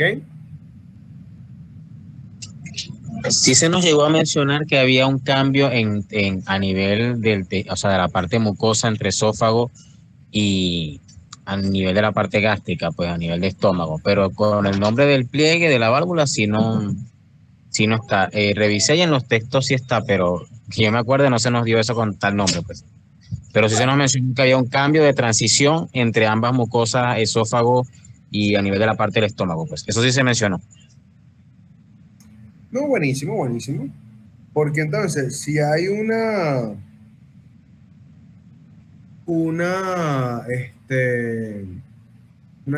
modificación macroscópica, obviamente está asociado a una derivación microscópica también. Aquí podemos ver, vean, por lo general, muchachos, la luz del esófago es una luz que está obliterada, vean que es básicamente una estructura básicamente zigzagueante, ¿ok? Vean que la mucosa es una estructura que tiene una lámina epitelial de un epitelio mucoso, una lámina propia y una muscular de la mucosa, que es nada más un tejido muscular en orientación longitudinal. Aquí vemos la glándula esofágica propia, ¿ok? Vean que aquí tenemos la porción de la glándula, su adenómero secretor, y aquí tenemos el conducto con un epitelio cilíndrico, un epitelio cúbico simple. Y aquí vemos la muscular la muscular externa, aunque aquí la podemos ver con mejor detalle. Vean que tenemos la mucosa, el ganglio linfático, vean el nódulo linfático. Bueno, aquí no sería nódulo, sería básicamente el tejido linfóide asociado a mucosa, que va a estar dentro de la lámina propia de nuestra túnica mucosa. Y vemos acá las glándulas esofágicas propias dentro de la submucosa. La muscular externa, que vean que tiene la disposición doble, circular interna y longitudinal externa, y la adventicia. Y sabemos que si hay adventicia, básicamente esta porción que acabamos de tomar acá es la porción torácica. ¿Okay? Aquí podemos ver con más detalle los cortes. Aquí vemos una lámina epitelial mucosa, la glándula esofágica propia, ¿ok? Es decir, si yo veo glándula esofágica propia, estoy en lámina, en túnica submucosa, y aquí vemos la túnica muscular. Y aquí lo mismo de siempre, vean que vemos una lámina epitelial de la mucosa, literalmente con un epitelio mucoso, lámina propia, una muscular de la mucosa en sentido longitudinal, pero vean que aquí esta muscular de la mucosa es más gruesa, por lo tanto podemos inferir que hemos tomado este corte en los tercios inferiores de nuestro esófago, porque recuerden, en la medida que descendemos, la muscular de la mucosa y la muscular en general, ella se tiende a engrosar, y participará dentro de la porción esfinteriana en la transición esofagogástrica es la lámina circular interna de la muscular externa de nuestro esófago. Luego entramos a lo que es la unión o transición esófago-gástrica. Cuando nosotros hablamos de esta unión o transición, vean que aquí tenemos un punto clave. Como les dije hace rato, hace tiempo, si nosotros hablamos de la transición epitelial, es un punto de máxima vulnerabilidad desde el punto de vista anatomopatológico. ¿Por qué? Como tengo un punto de transición epitelial, es un punto en donde los agentes cancerígenos o los agentes que obviamente me van a proporcionar un punto de cambio a nivel del ciclo de reproducción celular, van a atacar justo en este nivel. Entonces, ven que aquí tenemos un cambio epitelial en la lámina mucosa, en la túnica mucosa. La lámina epitelial pasa de un epitelio mucoso a un epitelio gástrico, y el epitelio gástrico es epitelio cilíndrico simple. ¿Ok? Además, en este punto, vemos que tenemos un engrosamiento de la lámina muscular externa de nuestro esófago, específicamente de nuestra lámina circular interna. ¿Ok? Además, también hay un engrosamiento de la muscular de la mucosa, lo que va a generar la estructura esfinteriana que se manifestará, ¿ok?, de manera superficial a través de la llamada válvula de Gubarov. ¿Ok? El punto acá es que además en la lámina propia vamos a encontrar abundante tejido linfoide, es decir, el tejido linfoide de nuestro esófago va a ser especialmente abundante justo en el punto de transición. Y aquí vamos a encontrar las glándulas cardiales de la lámina propia de la túnica mucosa de nuestro esófago, que recuerden que estas glándulas cardiales van a estar tanto en la región faríngea, en la transición faringoesofágica, como en la estrechez pues, faringoesofágica, como en la transición esófago-gástrica. ¿Ok? ¿Se entiende el asunto?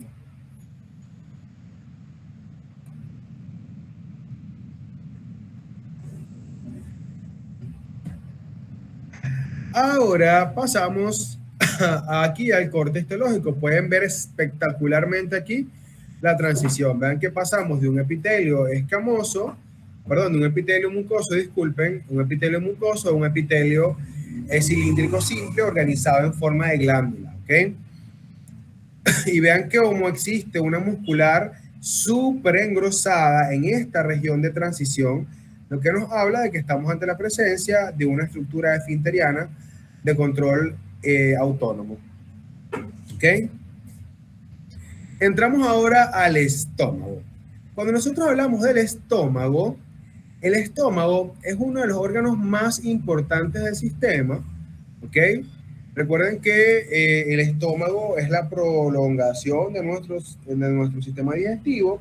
Después de los más o menos 25 centímetros que tiene nuestro esófago, se va a continuar entonces con el estómago, que es una estructura, un órgano en forma de bolsa. Vean que es una región dilatada de mi tubo digestivo, que va a estar circunscrita entre dos curvaturas, una curvatura mayor y una curvatura menor, y es una bolsa, una dilatación, que va a estar circunscrita entre dos esfínteres, el esfínter esófago-gástrico y el esfínter del píloro, o el esfínter esófago-duodenal, pues.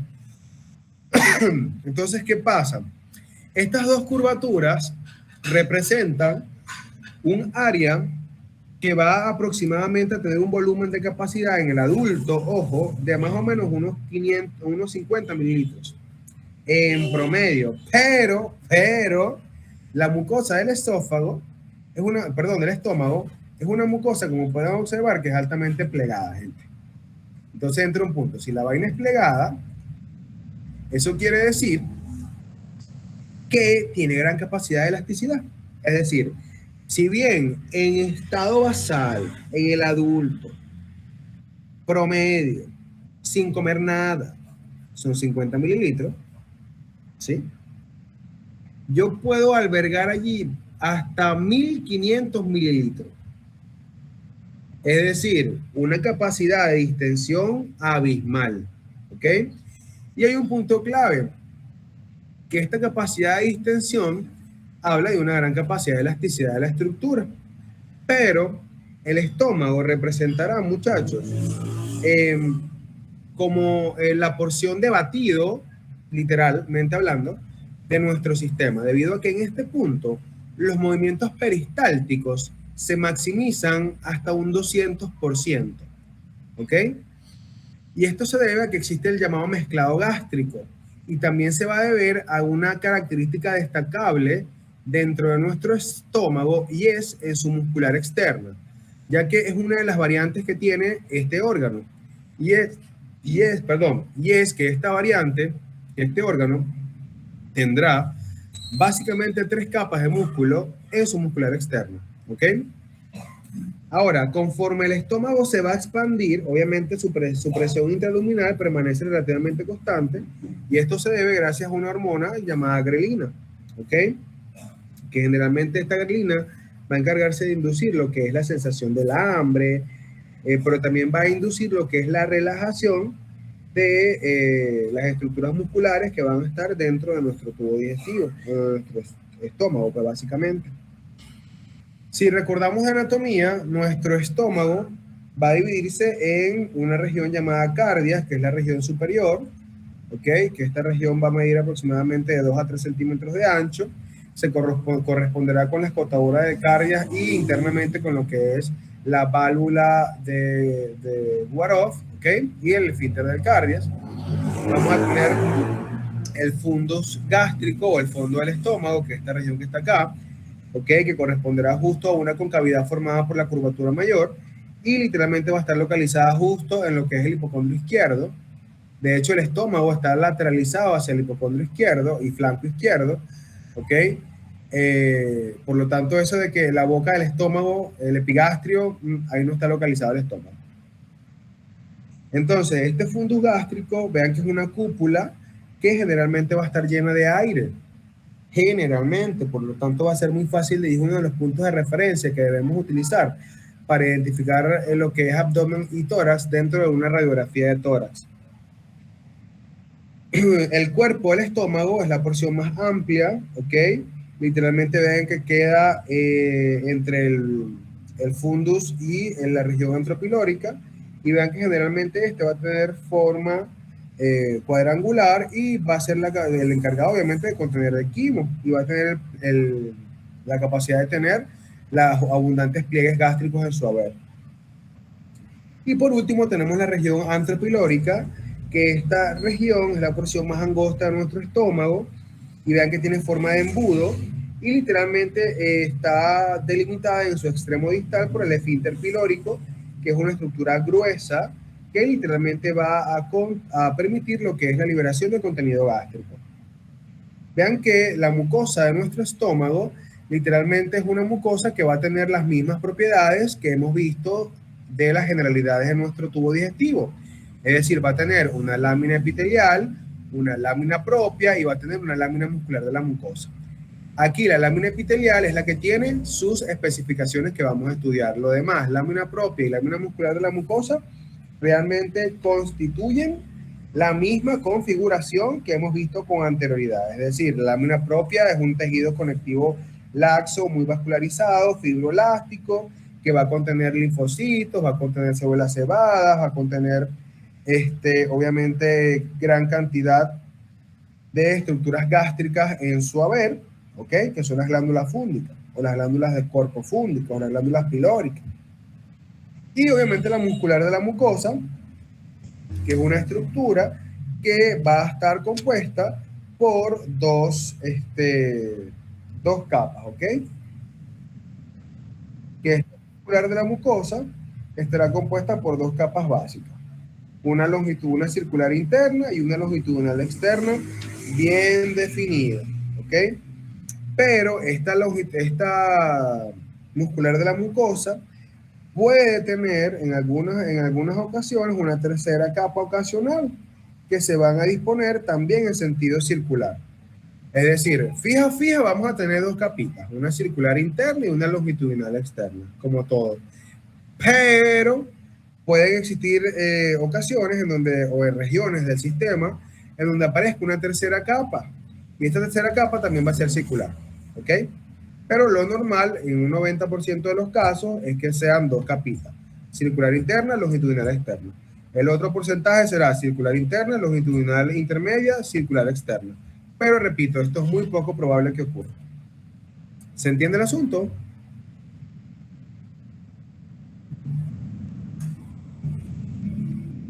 Hola. Ajá, entonces, ¿qué pasa aquí? Este estómago, literalmente, su lámina epitelial o su lámina mucosa, su túnica mucosa, va a encargarse de tener grandes plegamientos, ¿ok? Como los podemos observar en la imagen. Pero vean que todas las regiones gástricas poseen estos pliegues que vamos a llamar arrugas gástricas o pliegues gástricos, ¿ok? Que estos pliegues gástricos, vean que son pliegues longitudinales que van a incluir tanto la mucosa, en la mayoría de lo que es el antropilor, el fundus y el cuerpo, pero en la región antropilórica también vamos a involucrar dentro de estos pliegues a la submucosa, ¿ok? Más que todo en la región de los pliegues transversos del antro. Ahora, estos pliegues, como ya les dije anteriormente, van a desaparecer en la medida que nosotros aumentemos la capacidad gástrica. Sin embargo, al ser estos músculos lisos tienen un punto límite de distensión. Por lo tanto, una vez que se lleva al máximo la capacidad gástrica, esta capacidad gástrica no vuelve otra vez a su capacidad original. Es decir, yo puedo elongar al máximo de capacidad y solo va a volver con cada máxima capacidad de elongación, volverá de un 80 a un 90% a su volumen inicial. Es decir, que con cada vez que nos echamos esas hartazones de comida, literalmente estamos expandiendo de un 10 a un 20% nuestra cavidad gástrica. ¿Ok? Es por eso que en algunas personas que sufren, por ejemplo, de obesidad mórbida y les gusta comer mucho, tienen un estómago que literalmente puede albergar hasta 5 litros de volumen en su interior. Y son estómagos que literalmente cubren toda la región abdominal. Y estos son los pacientes que son candidatos a las cirugías bariátricas, ¿okay? A la reducción del tamaño del estómago para obviamente generar una disminución de peso acelerada. Además, nuestras regiones intraestomacales, estas rugosidades, literalmente van a tener crestas, que son el borde superior de las rugas, y entre ruga y ruga va a haber una depresión o un valle. Justo en estos valles es que van a existir pequeñas foveolas o pequeños agujeritos que lo vamos a llamar fositas gástricas.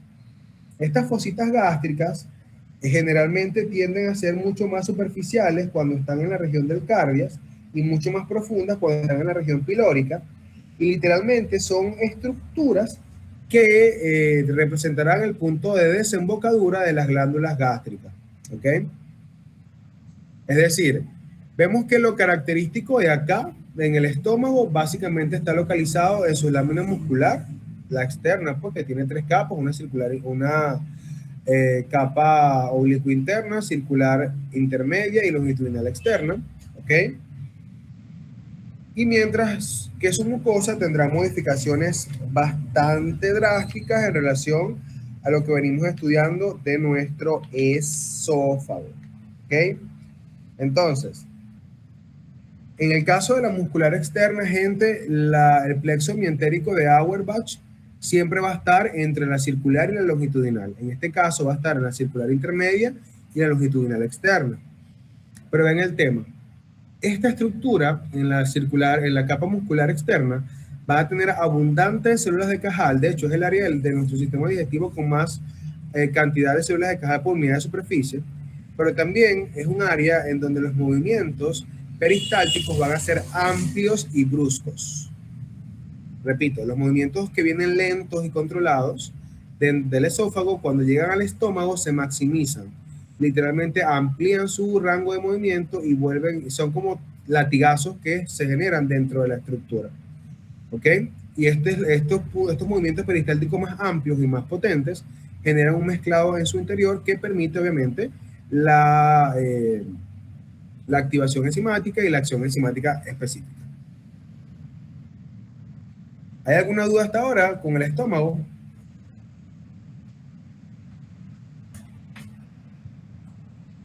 Avanzamos.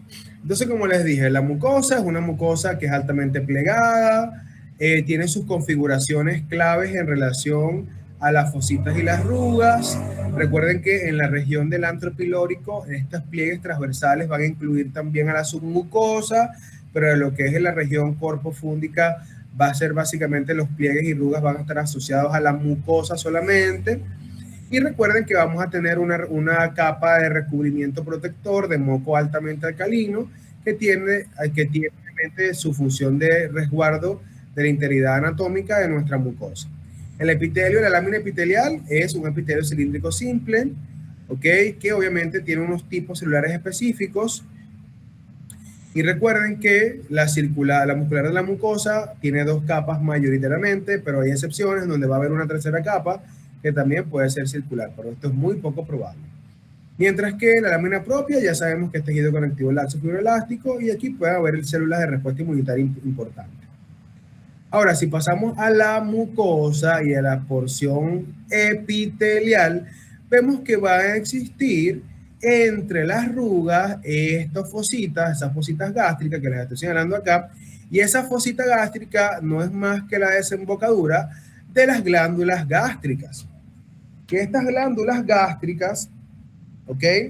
Básicamente son glándulas que van a extenderse hasta la muscular de la mucosa, es decir, van a partir desde la fosita gástrica hasta la muscular de la mucosa. En otras palabras, son unas glándulas tubulares simples, pero bastante extensas, ¿ok? Estas, como son glándulas tubulares, van a dividirse en tres porciones claves. Van a dividirse en el istmo, van a dividirse en el cuello y se dividirán en la base. Es decir, istmo, ¿ok? Cuello y la base de las estructuras. Ahora, ¿qué pasa? Si nosotros hablamos del istmo, van a haber una cantidad de células específicas, pero en general nuestras glándulas gástricas van a tener 6 tipos celulares específicos dentro de su haber, ¿ok? Esos 6 tipos básicamente son las células de recubrimiento de superficie, las células regenerativas, las células mucosas de cuello, las células oxínticas o también llamadas células parietales, las células simógenas o también llamadas principales, y una familia de células que son llamadas células enteroendocrinas, ¿ok? O también llamadas células de sistema neuroendocrino difuso, ¿ok? Estas células del sistema neuroendocrino difuso son claves porque son las que van a encargarse de regular los procesos internos de nuestro sistema digestivo, específicamente en el estómago en relación a los procesos de secreción gástrica, ¿ok? Entonces, vamos a tener que cada una de estas células va a tener una distribución específica en relación de áreas puntuales de nuestro estómago. Así, vamos a ver que las glándulas gástricas van a clasificarse en 2 grandes grupos: glándulas oxínticas y glándulas pilóricas. ¿Se acuerdan de este cuadrito? Volvió otra vez. Entonces, las glándulas oxínticas literalmente van a ser un tipo de glándulas gástricas que principalmente van a estar localizadas en lo que es el fundus gástrico y el tercio superior de nuestro cuerpo, mientras que las glándulas pilóricas van a estar localizadas en los 2 tercios inferiores de nuestro cuerpo y el antro pilórico, ¿ok? Es importante destacar que van a ver la presencia o ausencia de ciertos tipos de células en relación al tipo de glándula gástrica que estemos viendo. Las glándulas oxínticas también reciben el nombre de glándulas fúndicas o glándulas corpofúndicas, ¿ok? Tienen esos otros nombres. Y las glándulas pilóricas, pues, bueno, son glándulas pilóricas. Ahora, en relación a la distribución, vemos que las células mucosas, estas células mucosas abarcan 2 grupos celulares: las células superficiales y las células de cuello. Estas son células cilíndricas, es decir, con un núcleo basal, que van a tener microvellosidades en la porción apical, ¿ok? Ellas van a estar asociadas más que todo en la región de la superficie de la fosita gástrica y van a estar básicamente recubriendo la porción más externa de nuestra glándula gástrica. Tienen gránulos apicales y generalmente ellas tienen una forma cilíndrica y su principal producto de secreción es básicamente mucina mediante las células superficiales y las de cuello que van a producir básicamente bicarbonato acoplado a esta mucina. Vean que al ser células básicamente de recubrimiento, van a estar presentes en los dos tipos de glándulas gástricas. Si hablamos de las células parietales, o también llamadas células oxínticas, estas células son características, ¿por qué? Porque van a encargarse de tener un núcleo basal, como toda célula cilíndrica, pero hay una modificación en su citoplasma, debido a que estas células van a tener canalículos, ¿ok?, en su porción interna. Al tener estos canalículos, básicamente van a permitir que se secreten de manera más puntual sus elementos constitutivos, como por ejemplo el ácido clorhídrico y el factor intrínseco, que son productos de su secreción. Esta célula, a pesar de que forma parte del epitelio cilíndrico y su núcleo basal, tiene una morfología que puede ser de redonda a piramidal. Y recuerden que los canalículos, que los vemos acá, vean los canalículos intracelulares, son claves para representar. Es decir, si volteamos esta célula, literalmente parecerá como una velita, ¿ok? Como una llamita. Sin embargo, vean que esta es la cabeza y estos son los bracitos. Y vean que los canalículos van a ser intracitoplasmáticos, pero van a estar abiertos hacia la luz de la glándula. Es importante destacar que estas células oxínticas van a estar localizadas a nivel del istmo, ¿ok?, de nuestra estructura glandular, ¿ok? Ellas van a estar localizadas a nivel de la porción del istmo y de nuestro cuello, básicamente. Es decir, en esta región central de nuestra glándula tubular simple. La coloración o tinción con HE es una tinción altamente eosinófila, ¿ok? De hecho, es una de las formas en las cuales podemos diferenciarla de manera muy especial. Estas células parietales, o también llamadas células oxínticas, van a estar muy presentes a nivel de las glándulas oxínticas, o también llamadas las glándulas fúndicas y corpofúndicas. Sin embargo, van a haber muy pocas o ninguna a nivel de las glándulas pilóricas. Luego tenemos a las glándulas principales. ¿Qué pasa? Estas glándulas principales, o también llamadas células simógenas, estas células simógenas o células principales, vean que van a estar localizadas en la base, ¿ok? Van a estar localizadas en la base de nuestra glándula. Es decir, recuerden, célula oxíntica a nivel del cuello principalmente, pocas en el istmo, pero van a estar distribuidas en esta región, pero mayoritariamente en el cuello. Si hablamos de las simógenas, van a estar en la región basal o en la base de nuestra glándula. Es importante destacar que esta célula básicamente va a tener una forma cilíndrica, va a tener el núcleo basal, los gránulos son apicales, pero estos gránulos son muy grandes y de una tinción muy basófila. Van a tener microbiosidades apicales, pero de forma roma y muy corta. Estas células van a encargarse de sintetizar pepsinógeno, lipasa gástrica y la renina. Es decir, el estómago también participa en el sistema renina, angiotensina, aldosterona en el proceso de regulación de nuestra presión arterial. Es decir, si usted agarra una rabieta, se le puede subir la presión. ¿Por qué? Porque además de la parte emocional, el componente emocional, todo lo que es la ira o la rabia, de una manera bastante peculiar, activa la secreción de renina estomacal, lo que va a conllevar a que el aumento de la presión arterial sea mucho mayor debido a la participación de esta sustancia en el sistema renina, angiotensina, aldosterona. Ahora, ¿hay alguna duda hasta ahora? ¿Todo clarito? Me da risa el hecho de cómo se modificó el cuadro con bases histológicas, porque en bioquímica esas características en la célula no estaban. No, claro, jamás, porque no es el objetivo. Pues en bioquímica es la composición y la función. No, claro, sino que me da risa el cambio, pues solo eso. Claro, hay que cambiar, hay que ajustarse a la materia, pues. Ahora, muchachos, pasamos a las células regenerativas. Cuando nosotros hablamos de las células regenerativas, estas señoras, ellas van a estar localizadas a lo largo de toda la glándula. ¿Por qué? Porque ellas tienen la capacidad de diferenciarse en cualquiera de los 6 tipos celulares que están dentro de la glándula. ¿Ok?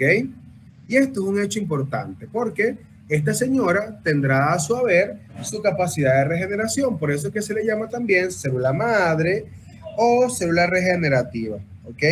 Es importante destacar que sus núcleos van a ser basales. Vean que tiene una heterocromatina bastante escasa, un nucleolo bastante prominente, ¿ok? Y básicamente va a encargarse de reemplazar cualquier tipo de célula de nuestra glándula gástrica, lo que obviamente generará que su distribución, si bien es uniforme, es distribuida por toda la superficie de la glándula, va a haber un especial aumento, o sea, básicamente desde el 20 al 30% de estas células van a estar en la porción de nuestra región asociada a las fositas gástricas.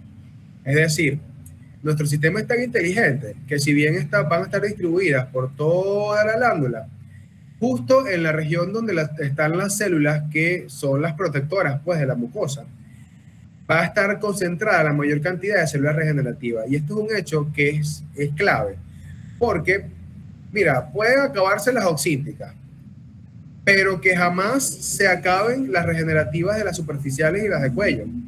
¿Por qué? Porque básicamente son las que se encargan de producir el moco, señor. Ese moco protector que no deja que su ácido clorhídrico corroa o dañe la mucosa. ¿Vamos bien?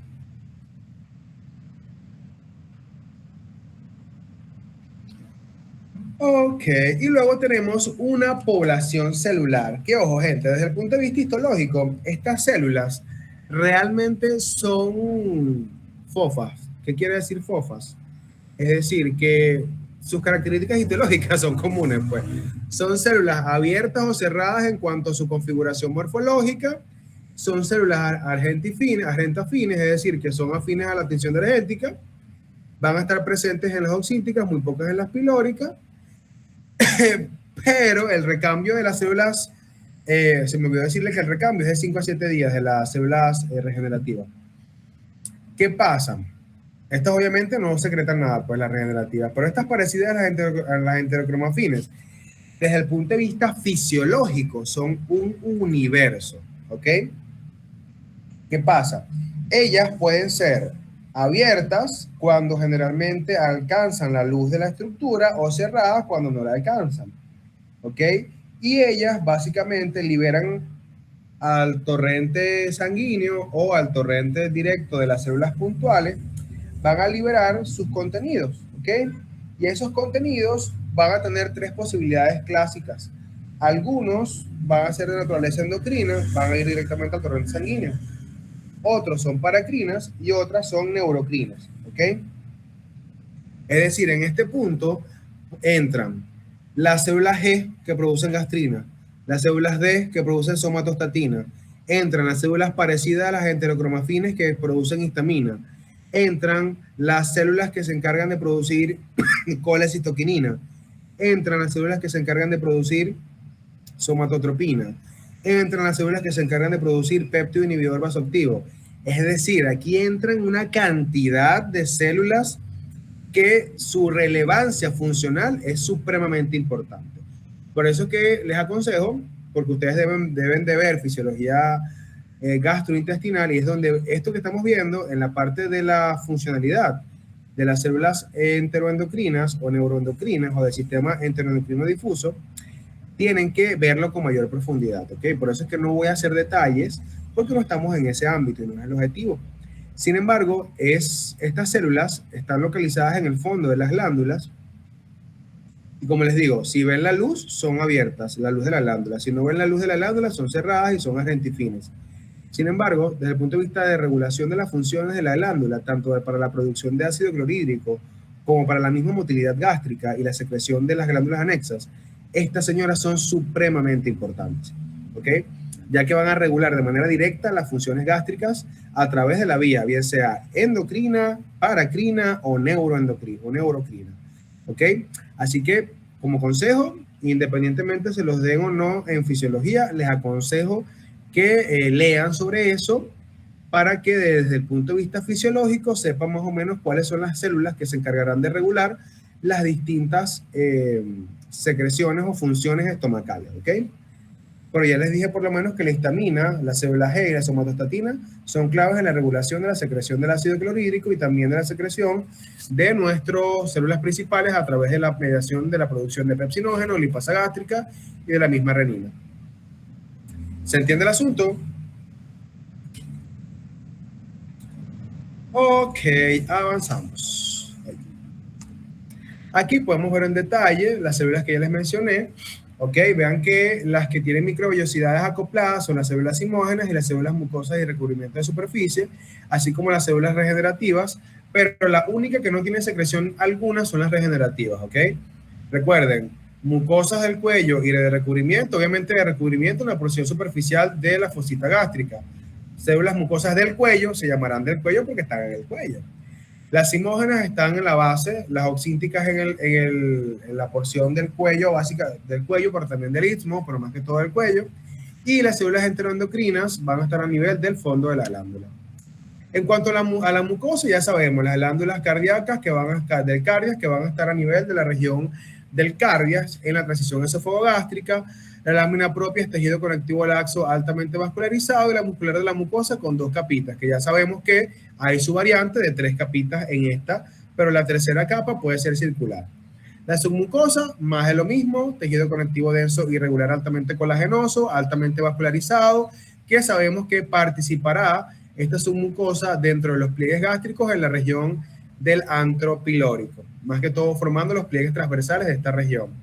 Y la muscular, lo que les decía, tengo 3 capitas, una oblicua interna, circular media y longitudinal externa, teniendo la localización del plexo mientérico de Auerbach justo entre la circular media y longitudinal externa, es decir, siempre el plexo estará entre la circular y la longitudinal, ¿ok? Y recordar que esta región es que tendrá la mayor cantidad de superficie, la mayor cantidad de concentración, pues, por área de superficie de las células de Cajal, así como el intestino. Y por último tenemos la serosa, que sabemos que es tejido conectivo laxo más epitelio plano simple porque el estómago es un órgano peritoneal, por lo tanto tiene serosa, no tiene adventicia. ¿Se entiende el asunto? Vean que ¿dónde tardamos más en la parte explicativa? En la mucosa porque es lo que es diferente, del resto todo es más de lo mismo, que es lo que le dije en el principio de la teoría. Si nosotros nos aprendemos las características generales, ya sabemos la mitad del trabajo. Lo que hay que focalizar las características distintivas de cada una de las estructuras. ¿Ok? ¿Vamos bien?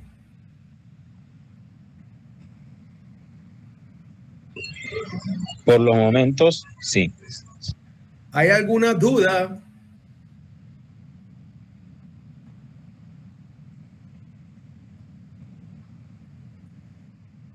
Aprovechen ahora o callen para siempre.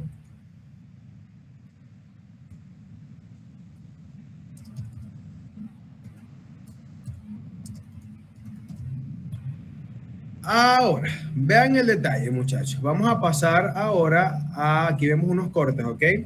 ¿Qué pasa, gente? En la medida que nosotros vamos a ver los cortes, podemos diferenciar las distintas glándulas, ¿ok? Porque, ¿qué pasa? Las glándulas gástricas van a cambiar su configuración. En la medida, configuración morfológica me refiero, en la medida que vamos descendiendo.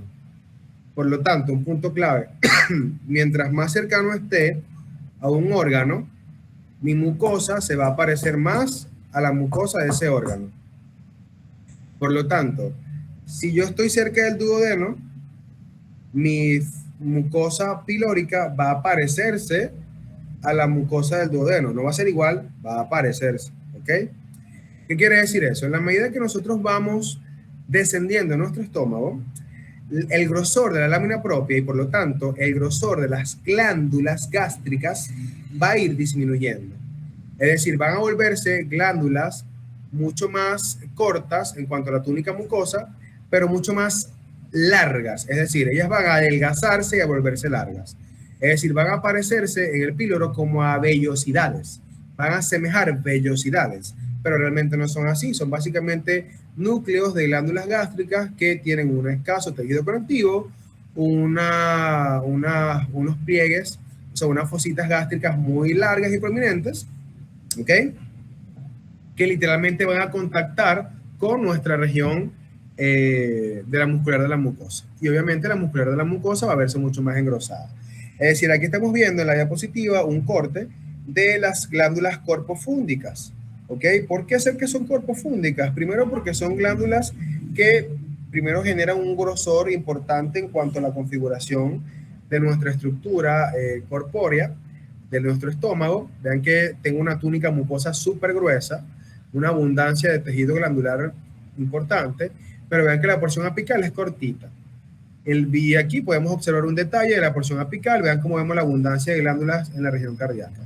Aquí vean cómo cambia la cosa. Vean que aquí ya voy bajando, estoy más en la región del cuerpo. Vean cómo la glándula se vuelve mucho más larga en cuanto a su fosa, ¿okay? A su región del istmo del cuello. Y vean cómo se va a empezar a organizar y a reducir el grosor de la túnica mucosa. Aquí podemos observar lo que les dije. Las células parietales van a verse eosinófilas, mientras que las células principales van a verse basófilas. ¿Ok?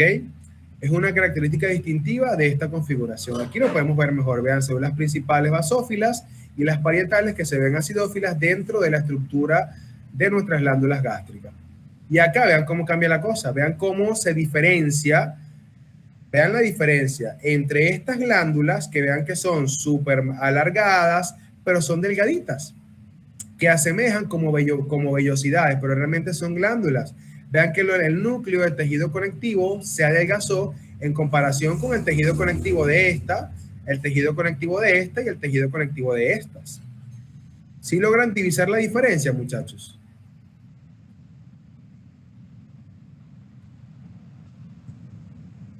Vean que nosotros podemos diferenciar solo con la visualización.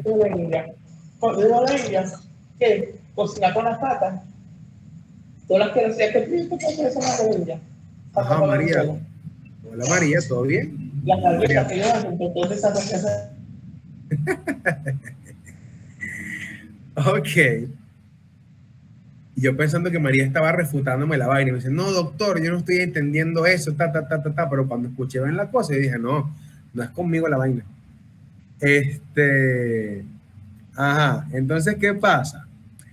Como les decía, si nosotros observamos el grosor del tejido conectivo de toda la túnica, vemos que en la medida que vamos descendiendo, ese tejido conectivo y por consecuencia la configuración de la glándula va a modificarse, pasando de una glándula de una túnica súper gruesa con glándulas de extensión corta pero voluminosa a una extensión mucho más larga pero delgada, con un núcleo de tejido conectivo muy pequeño.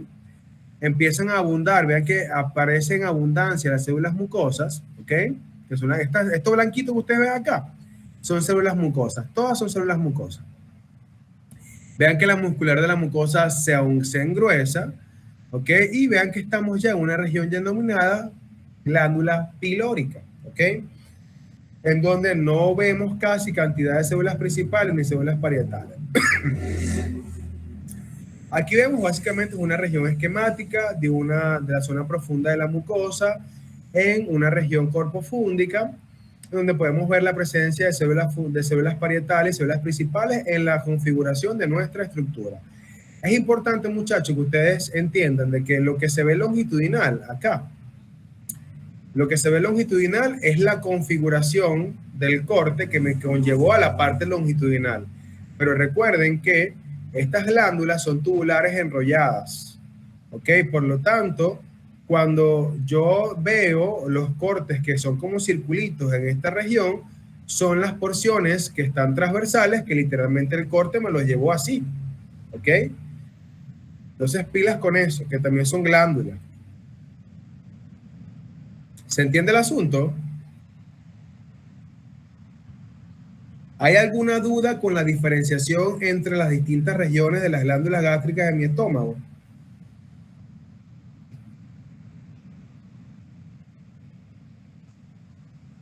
Ok, avanzamos. Luego pasamos a la unión gastroduodenal, es decir, específicamente a nivel del llamado esfínter pilórico. Aquí obviamente hay un punto de transición mucoso evidente. ¿Por qué? Porque pasamos de una estructura que es un epitelio cilíndrico simple, que tiene unas glándulas que son angostas pero largas, pasamos a unas vellosidades como unas modificaciones de la membrana, ¿ok? Perdón, unas modificaciones de la mucosa, perdón, que buscan modificar y aumentar la superficie de contacto. Las glándulas gástricas pilóricas van a estar presentes en la túnica mucosa de la parte gástrica, pero en la parte duodenal ya no van a existir. Y aquí entra un punto clave. La muscular de la mucosa en la región duodenal no se va a continuar con la muscular de la mucosa de la región gástrica.